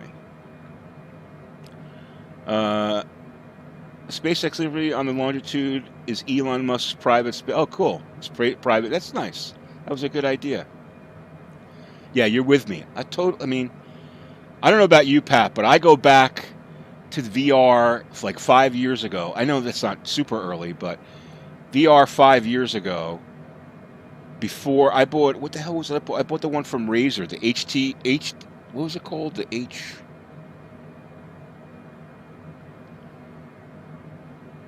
I forget which one it was, but I returned it. It was awful. And then I bought a CV1. I had a CV1 like 6 months after it came out. And I still have a CV1. That's my headset of choice. But I'm moving up. Finally, after 4 years, I'm moving up to the HP Reverb G2. But CV1 was actually pretty good. Like, I didn't have any major issues. The only problem I had with it was I lost the sound in the left ear after about a year, and that's because there's a ribbon cable in the strap that wears out. I had it for, actually it was about 14 months. I contacted them. They sent me a new unit. They sent me a new headset, which worked fine until about 3 months ago, and then the left ear went out, and then a month after that, the right ear, I lost the right ear. So there's like a ribbon cable in there that wears out when you take the headset off. Because when you're in a flight simulator, at least for me, I'm constantly like taking it off and on. Like in a flight, I might do it like 10 or 15 times. So I'm putting a lot of stress on the straps, you know. So that was the only problem I had with it at all. Other than that, it worked smoothly and flawlessly. But I would rather them take their time, you know, take their time, get it right, and then ship it out, you know. Now, it's going to be interesting because by the time I get the Reverb, you have the Reverb G1 now. So I have a question for you. In Windows Mixed Reality, because I'm an Oculus guy, is there a full mirror, like a full desktop mirror that shows you the full view? I'm assuming there is because I'm seeing videos on YouTube of people with that. Because like Oculus has Oculus Mirror, so I can pull up, I can run Oculus Mirror, and someone could see on the desktop what I see in the headset. Does the Windows Mixed Reality have that as well? X-ray Golf Sierra, contact Indianapolis Center on 127.4. 127.4 Cessna X-ray Golf Sierra. Indianapolis Center, Cessna Alpha Sierra X-ray Golf Sierra flight level 280. Cessna Alpha Sierra X-ray Golf Sierra Indianapolis Center, continue as planned.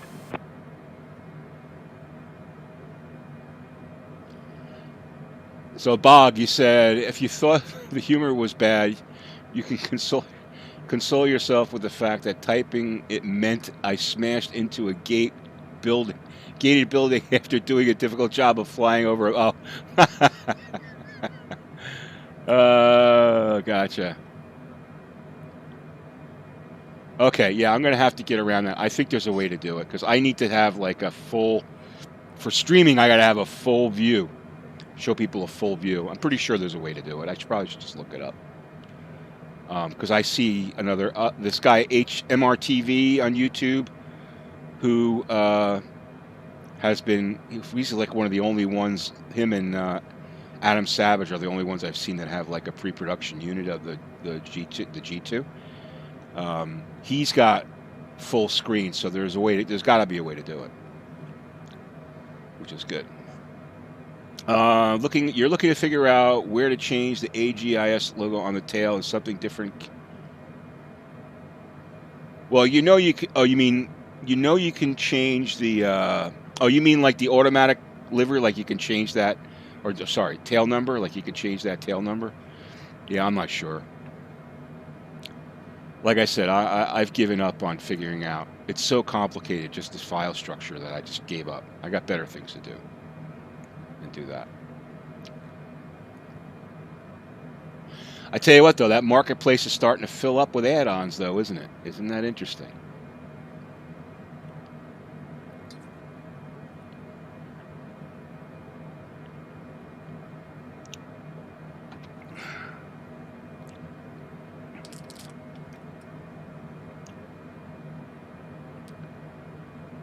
It's amazing. You spent $120, but there's going to be tons of add-ons, right?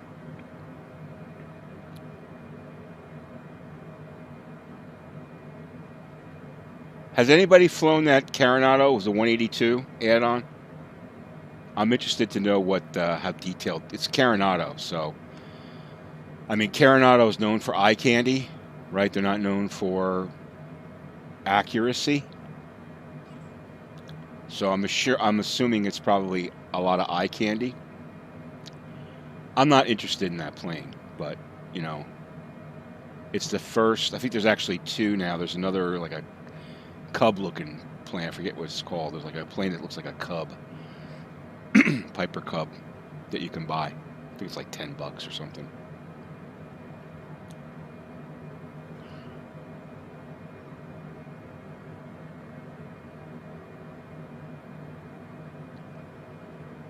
The community for this sim has grown way faster than X-Plane, and liveries were added. I don't know if I agree with that. The X-Plane community is huge. It's huge. There are so many liveries. Just look at X-Plane.org. It's just tons and tons. I mean, thousands of liveries. You saw a YouTube video. Okay, the windows and doors worked. Everything else looked like a 172. It's basically a big 172 is what it is. Must admit, looking at the store, I'm struggling not to become like my nephews with their Fortnite skins. Yes. Fortnite. Oh, God. My son was a Fortnite guy. Now he plays primarily Call of Duty. He actually plays competitively in Call of Duty, believe it or not. Yeah, I mean, it's Carenado, so you know what you're getting, you know.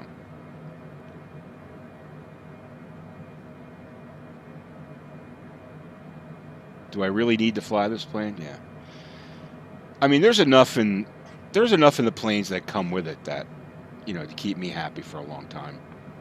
If I can master this plane, and I can master the Airbus, that's pretty much all I need. You know, I would rather, I guess there's different types of people that are into flight simulation, right? There's the person that wants everything that you could possibly do and possibly play, and I want to have all these different planes and and then there's the person that wants to like master a couple of them, right? I'm kind of like that. Like I like the fact, like in X-Plane, master's like I don't mean like I'm a man. I mean like get to know very well and be proficient at, not master. That's the word. Be proficient at.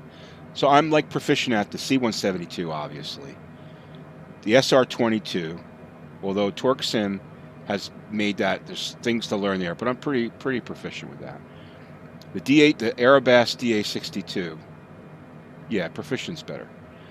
DA62, that's a pretty easy plane to fly, but there's a little bit to it. The G1000 in X-Plane, I'm very proficient with. So there's like going to be 3 or 4 planes in here that I want to be proficient at. You know, the DA62, the SR-22, this plane, the Airbus, the TBM. The rest of them are like, you know, like the Icon and stuff like that. That's, you know, that's like driving a car. So you're still on the basic price and basically working with the Grand Caravan. That's a great plane too. Can only master that and move on. Yeah, I think proficiency work. How old's my son? My son is 23. Yeah, he plays Call of Duty. He actually plays in wager matches.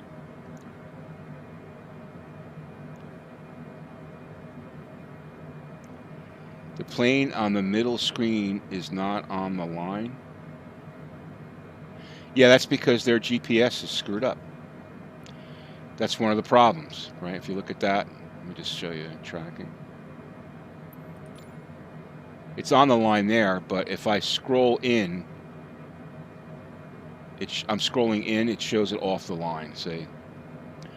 That's because their GPS is screwed up. If I go out here, it's on the line, but as I go in, they don't have it. They don't have it. It should always be on the line. You're right. Yeah, that's a problem.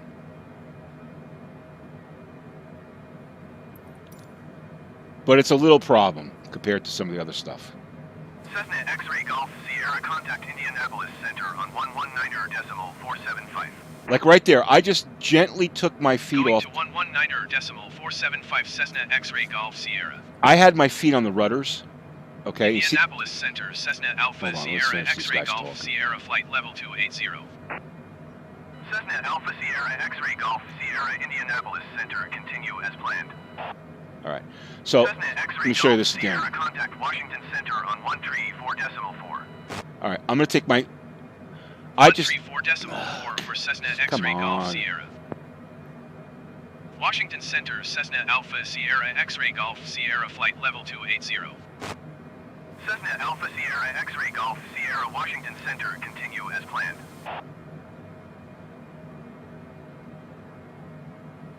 Yeah. All right. So here's an example. I had the sensitivity on the pedals, my rudder pedals, and my yoke, all on -70, because the sensitivity is screwed up in the controls. Okay. I have it all. Every one of them is on -70. Okay. That means it's to be like hyper unsensitive, right? If I'm going to put my feet on the pedals and I barely move the pedals. Watch what happens to the plane.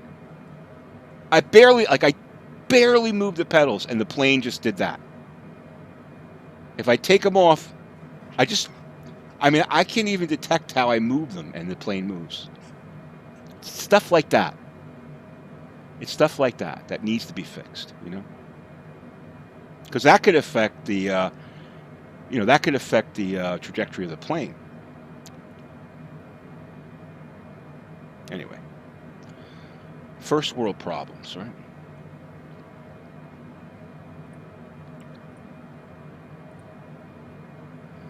So let's take a look at. Cessna X-Ray Golf Sierra, you are 104 miles northwest. Maintain present heading and altitude. Expect RNAV runway 20 approach via Dunce transition. Okay. Cleared to Dunce. Maintain present heading and altitude. Expect RNAV runway 20 approach via Dunce transition. Cleared to Dunce Cessna X-Ray Golf Sierra. All right, let's get that in there. So let's go to. I'm not going to activate it. Approach. Approach. It won't let me. Airport. Approach. Okay. Go back. KDAN. Approach. What did it say? RNAV 20. Dunce. All right. We're just going to load it. We're not going to activate. Oh, I didn't activate it. I just loaded it.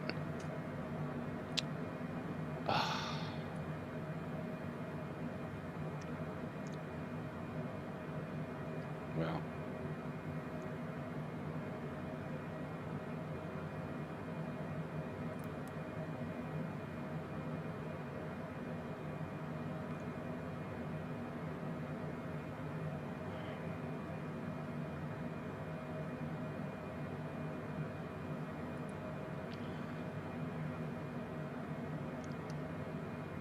What the hell? Where the hell's it going?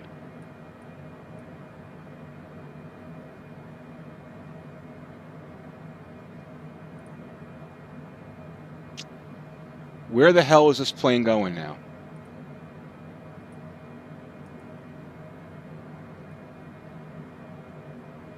All right, now I'm totally confused. Totally confused.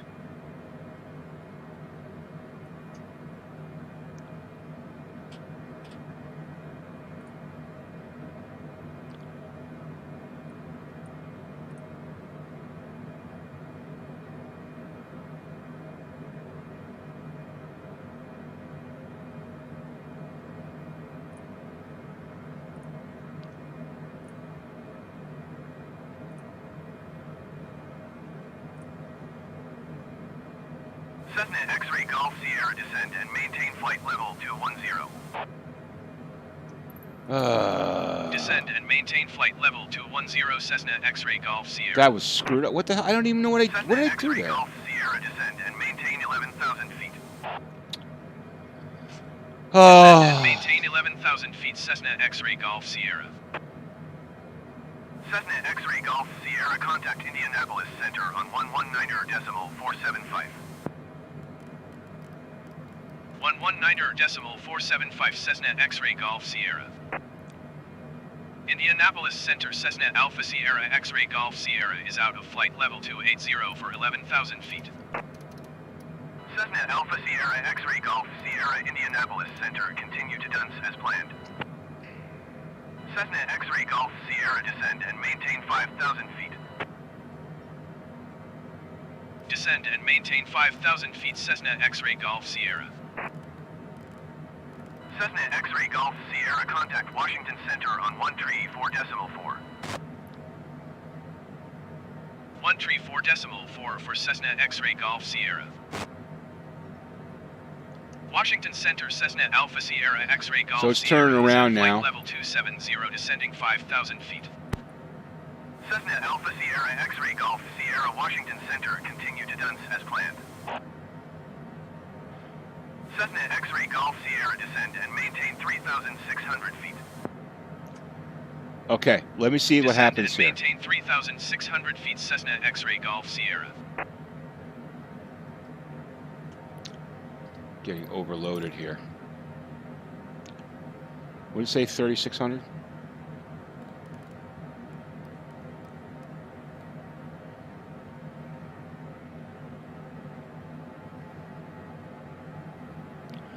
Okay, procedure. Approach. Cessna RNAV X-Ray 20 Golf dunce. Sierra descend and maintain Load and 9,600 activate. feet. Home. Where's it going to take me? Descend and maintain 9,600 feet Cessna X-Ray Golf Sierra. Cessna X-Ray Golf Sierra descend and maintain 17,000 feet. Descend and maintain 17,000 feet Cessna What? X-Ray Golf Sierra. What the hell is... What am I doing Cessna here? X-Ray Golf Sierra climb and maintain flight level 280. Okay, this is like totally confusing. Climb now. and maintain flight level 280 Cessna X-Ray Golf Sierra.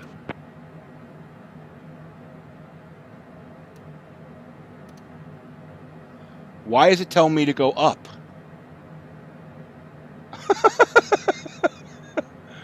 Oh, you got to be kidding me.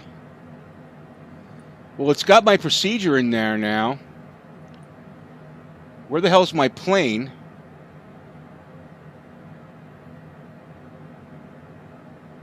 Cessna X-Ray Golf Sierra descend and maintain flight level 190.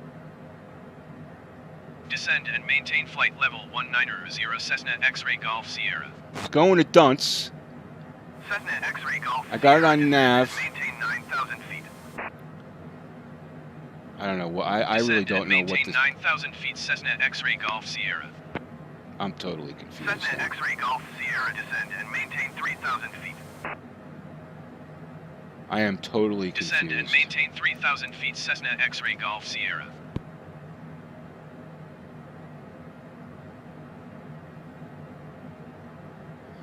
This thing wants to head north now.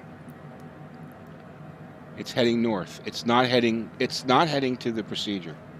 All right, so here's what we're going to do. We're going to go to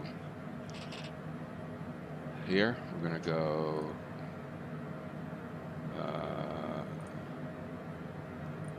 home. We're going to go flight plan.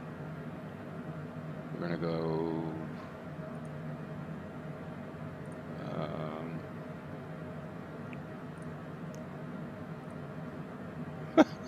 this is a crazy thing. Let's see. Select destination airport. KDAN. Enter. Okay.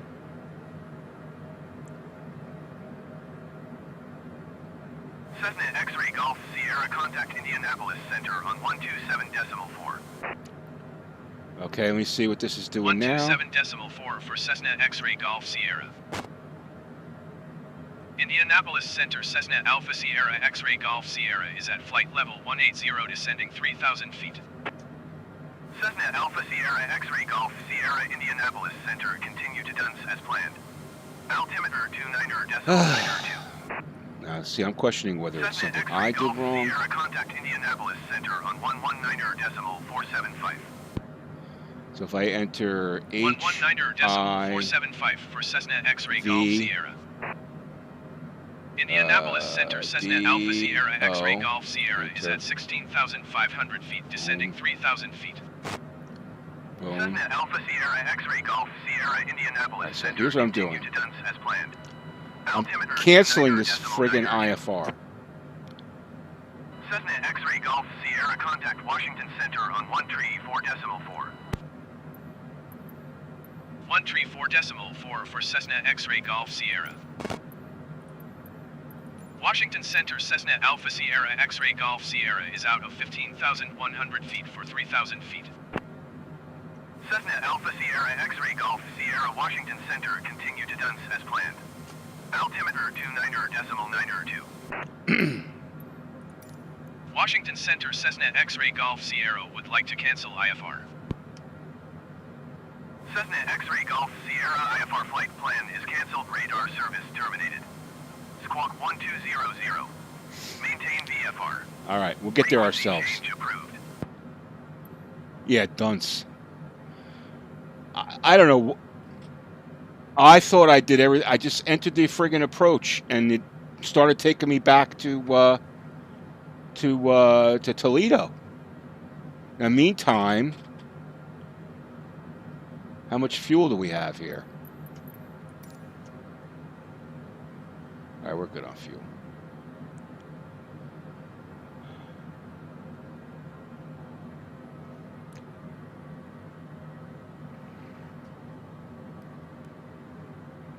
You guys are probably laughing at me, but I swear I didn't think I did anything wrong there. Happy for any constructive criticism, guys. What I did was I got the instruction to enter the approach. I entered the approach. I hit load and activate, and then the plane started going north. So I can't believe I mean, I may have done something wrong there, but I've done that before and it's worked fine.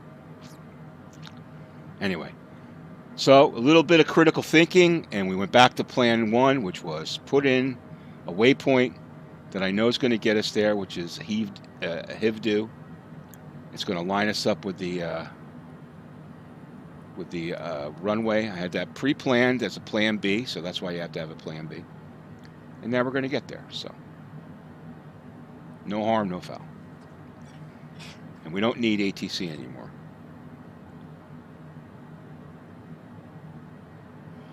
Yeah, it's pissed at me. It's like your procedure, don't do anything. I don't know. I mean, I thought... And then I must have, like, in my confusion, I thought I was... Then it was telling me to go up to... It first told me to go to 3,600 feet, and then it told me to go to 2,300 feet, and then 23,000, and so... No, I know that's messed up, like the ATC's altitude's kind of messed up a little bit. Oh, we're really climbing down here, so let's kind of...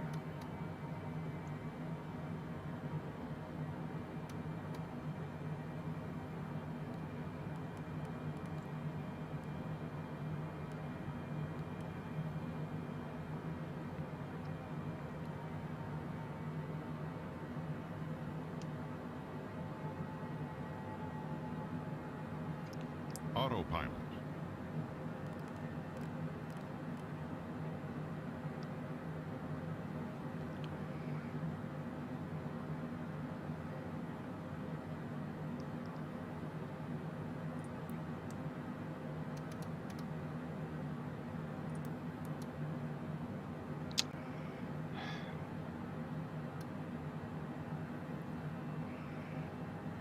We got to keep it around 6,000. Now, he was telling me to go to 3,600 feet. If I had done that, I probably would have crashed into those hills. ATC was telling me 3,600 feet. I would have probably definitely crashed. So you can't really rely on it. You can't thoroughly rely on it. Let's just start slowing down here. Unfortunately, you just can't rely on it. So I'm just going to, I think the mission is, until they fix the ATC, the protocol is going to be use VS and fly IFR. I mean, VFR. set my waypoints, set my altitudes, just do it myself. It would be nice to have that automatic stuff, but I don't think it's reliable enough. I just don't think it's reliable enough. Part of that was probably mistakes I made, but I think a lot of that was it just doesn't function properly.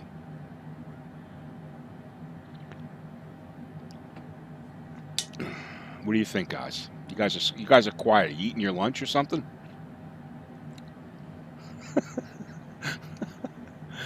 You saw me freaking out in the cockpit. I wasn't freaking out. I was just silent, trying to figure it out.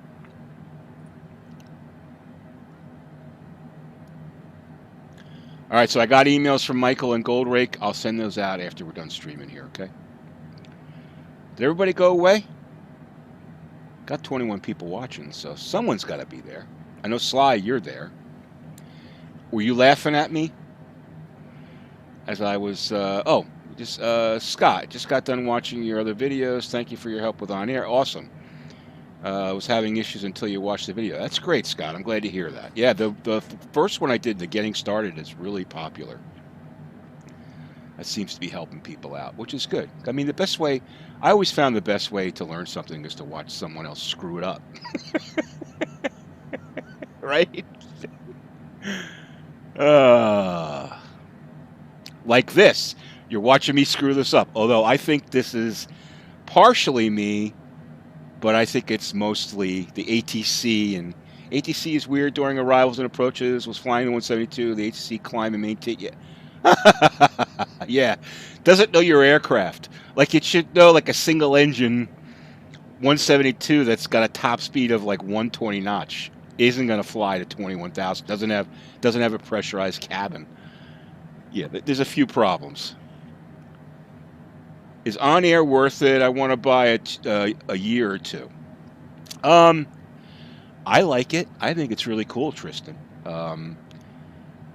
I think a year in the U.S. for the U.S. dollars, I think it's under $50, so it's not that expensive. You get 7 days free. Try it out for 7 days. Maybe, I think for $5 or something, you can sign up for 1 month. Try it for a month and see if you like it, and then sign up for the year and get the advantage. That's what I would do if you're unsure about it. I think it's really cool. I think it's worth it. I'm really enjoying it and finding it to be pretty addicting. The scenery looks pretty cool.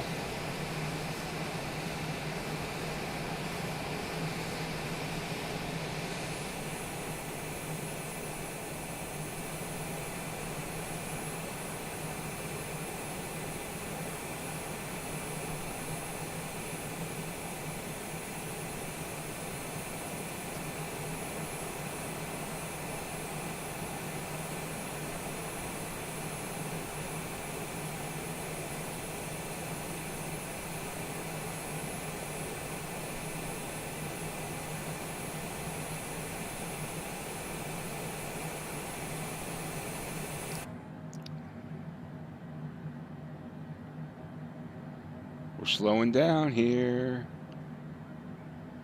Everything's slowing down. What's going on? Loading in scenery, maybe?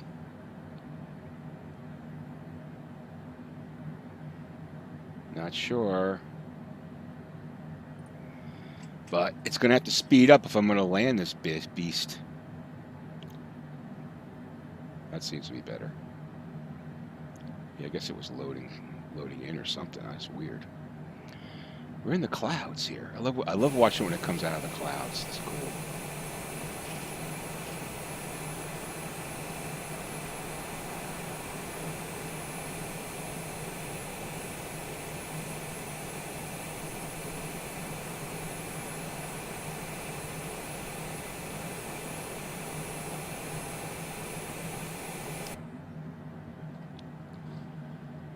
All right, let's check where we are. We're going to have to get down to 3,600, but not yet. Yeah, so the ATC, he had me going down to 3,600 feet. I guess maybe, I don't know, I thought that's kind of low.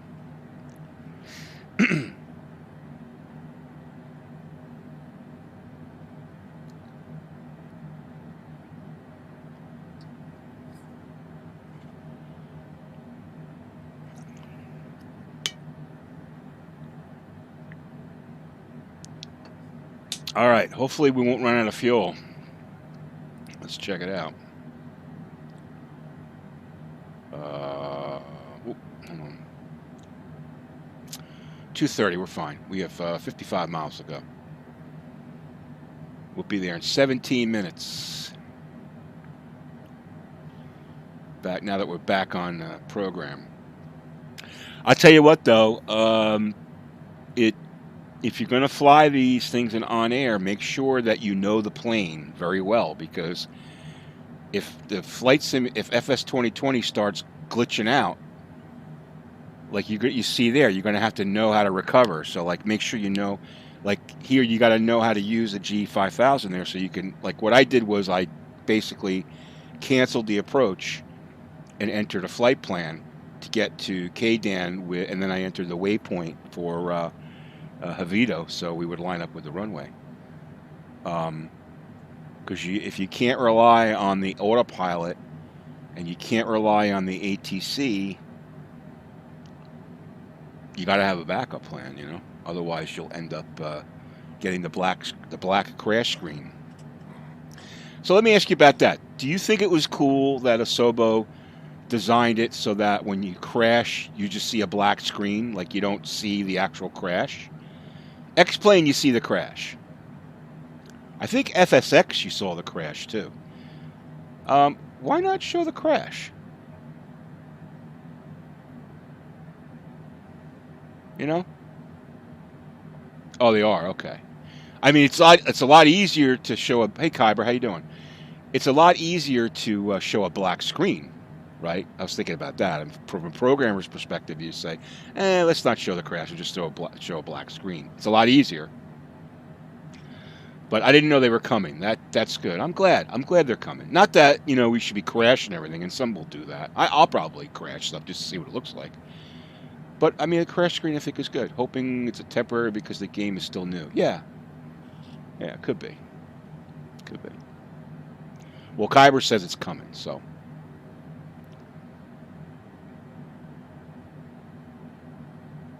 You think it would be cool to have beam? Okay, you must have misspelt that, because I don't know what that means, dude. All right, let's check out where we are. Beaming. What is beaming? Sorry.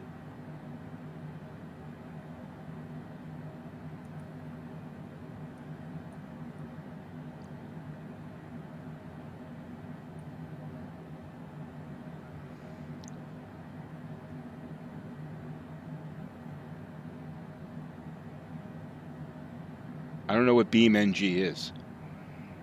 I don't know what that is.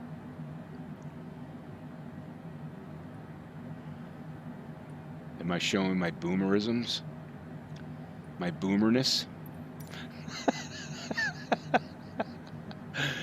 My daughter says, boomer. Like, yeah, boomer that pays for everything.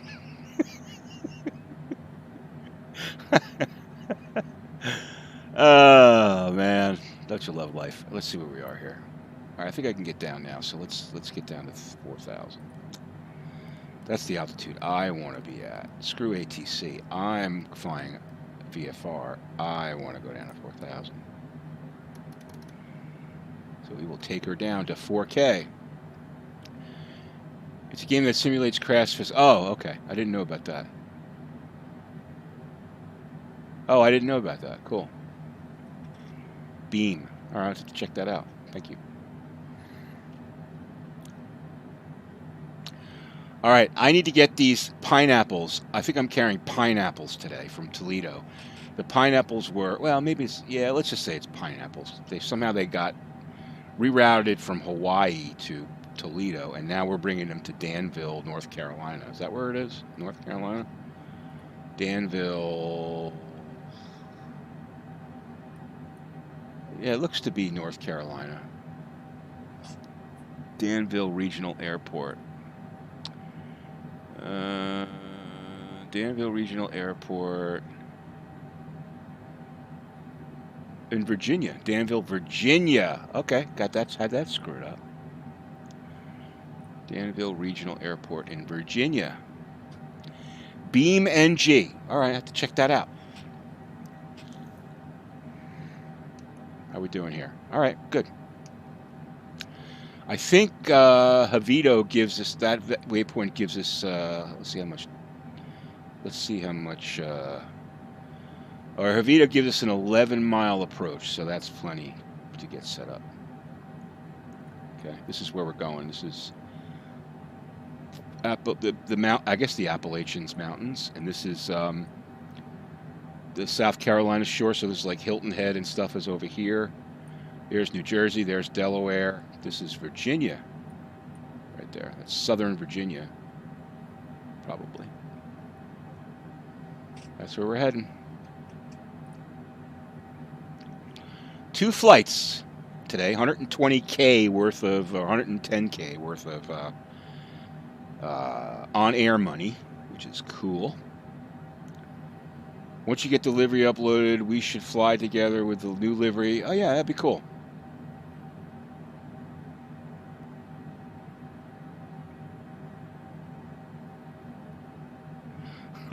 Okay, Sly. Sounds good. We'll talk offline. Let's see. We're coming down to 4K. Got a little lakeage action here.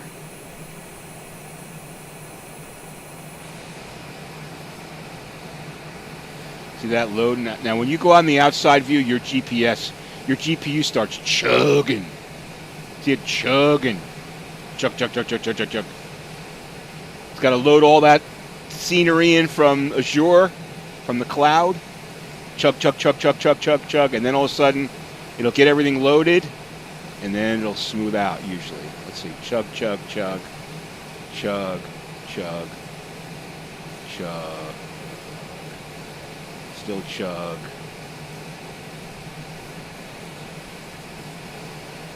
Come on. Come on. No?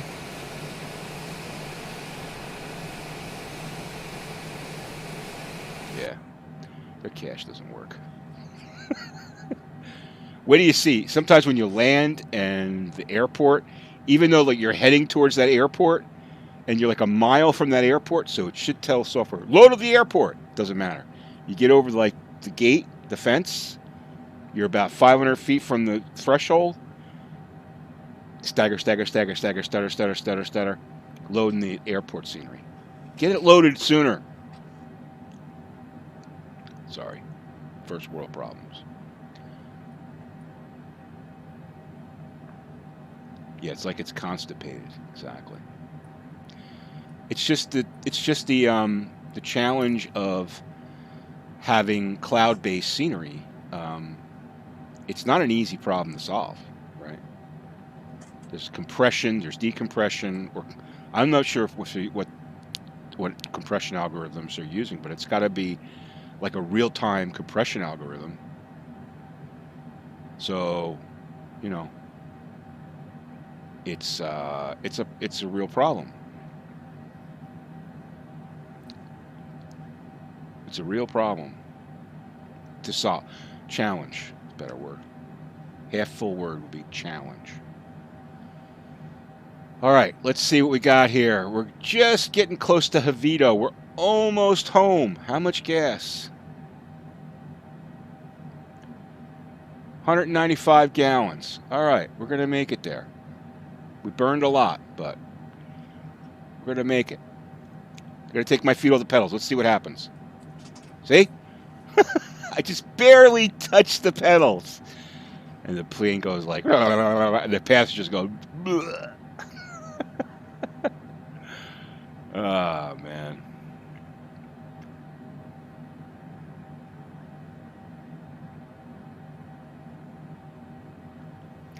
So much fun. Well, I appreciate you guys all joining me today.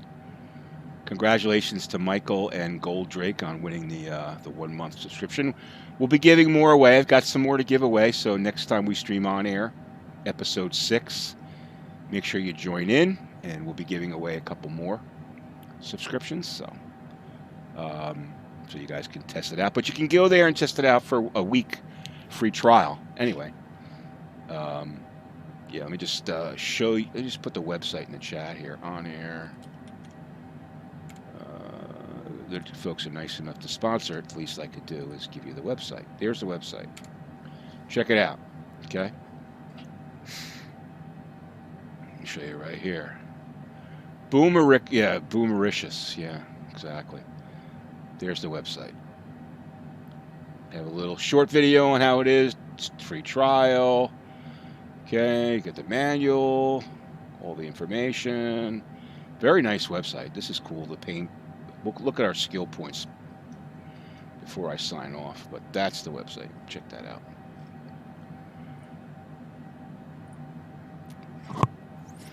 Boomer ridiculous.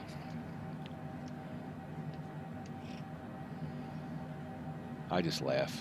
Some people, like some of my friends get, oh, boomer, that's like a terrible thing to say. Give me a break. It's just a word. This world has become a world where people get so fractured by a word or words. Give me a break. There's a thing called thick skin. And we all need a little thick skin, if you ask me.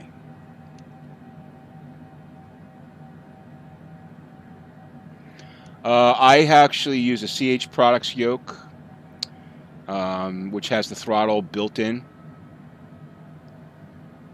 Actually, I think in the description there should be a link to it on Amazon if you want to check it out. Way too many Karens. Well, I don't like that term either because that's kind of derogatory. But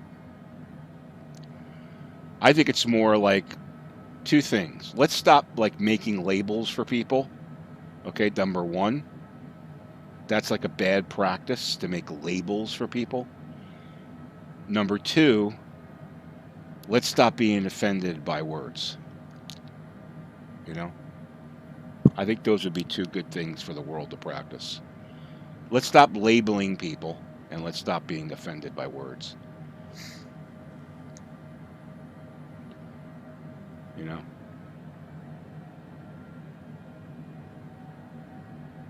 I mean, like right now, I could take that line of discussion and get in a whole lot of trouble just by saying something simple, which I'm not going to say because I know that I don't want to alienate people who are watching this video, all of that. But the reality is, come on, it's just, you remember like the saying sticks and stones?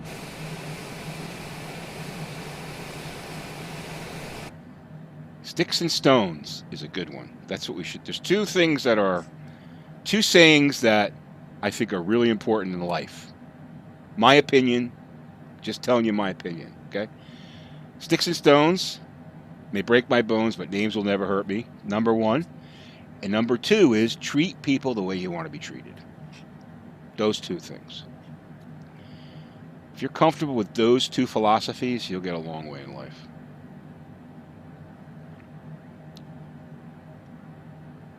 Words of my wisdom. All right, are we on approach? Yeah, we're on approach. So let's... Autopilot. Where's my runway? Where's my runway?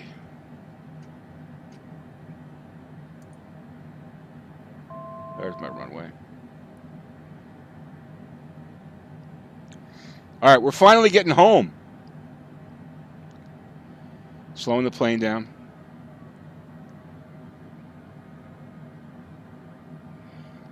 We got eyes on the runway. It is the right runway. Landing gear. Why does it want to put the landing gear when you're at 250? Landing gear. Okay, so my speed's 250, and my throttle is like 25%. Landing gear. Landing gear. I don't understand. They have a lot to fix in this. Yeah, but I mean, I'm pulling the throttle back, but why am I still going 250 knots? I get it. You could hear it click, but the plane shouldn't. I mean, should the plane be going 250 knots if I have the throttle back that much? It just seems odd to me.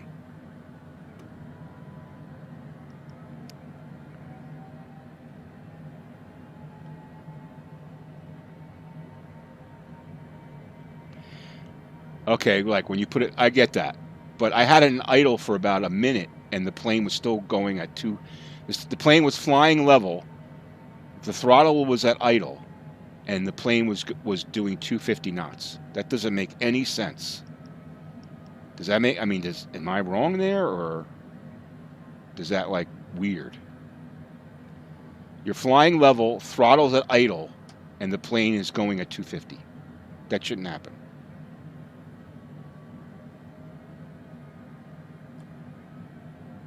It's a bug. Right now, I got to land this plane, so let's focus on that. Because it's been such a fun trip. 500, thank you. 155, little crisp coming in here. Little crisp. I'm an idle right now. I'm an idle. I got the throttle all the way back. What? Come on. That was weird. Landing time logged. Okay, this plane's got some problems. That was weird. Landed at Kilo Delta Alpha November, Danville RGNL. I hope this is one of the planes that they fix in the update, because that. Oh, are you flying in the same area? Cool. Are you landing here? Or are you talking to Kyber? You're probably talking to Kyber.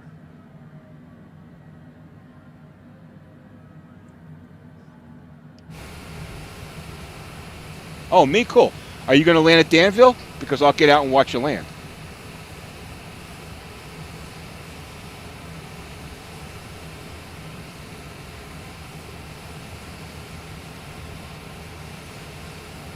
No, that was not butter.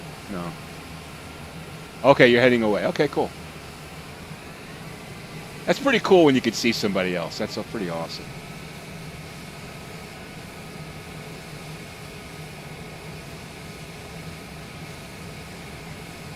All right, let's stay off the grass, man. We're gonna cut the grass a little bit. Came in hot big time. But I'm sorry, but that throttle was acting funny. I've had that before, where the throttle isn't translating into what's actually happening with the engine. I've had it a number of times.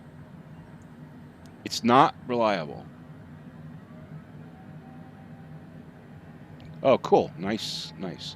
Now here I have the wheels all the way turned. My pedal is literally all the way left, and it couldn't make that turn. No. No. Maybe I have to adjust something there. I don't know. Come on, brakes. Okay. Whew. All right, parking brake is on. And we are going to do full shut-off. Is there check? Let's see. No, we don't have a shutdown procedure. Okay. So we're going to assume that we're going to do it the right way.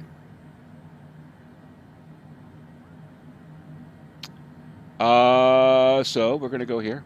Open these guards up. Engine's off. Engine off time logged. APU is off. End of flight. Registered in OnAir company. Let's go up to here, the panel. Oh wait, no, we go over here.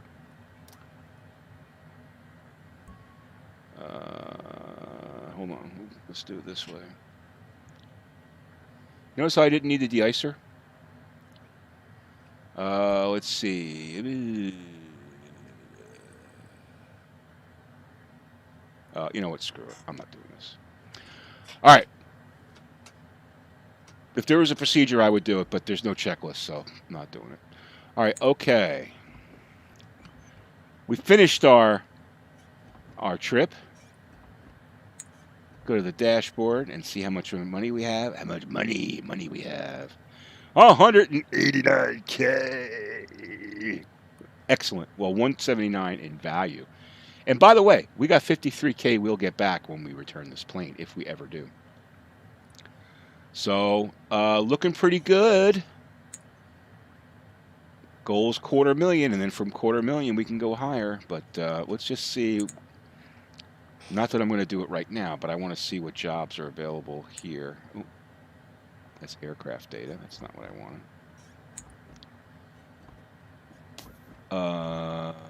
Let's see.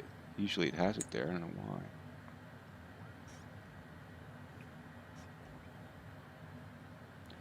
There's a random forklift in front of me? Oh, right there. I see it. Yeah.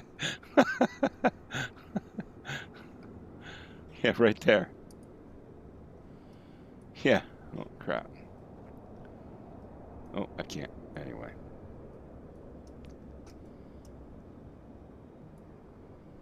There's a random forklift. That's a cool picture. That's a cool one. Let's get that. Let's get that. Maybe that'll be the cover art right there. What do you think? Good for cover art? The cloud back there. The nice picture of the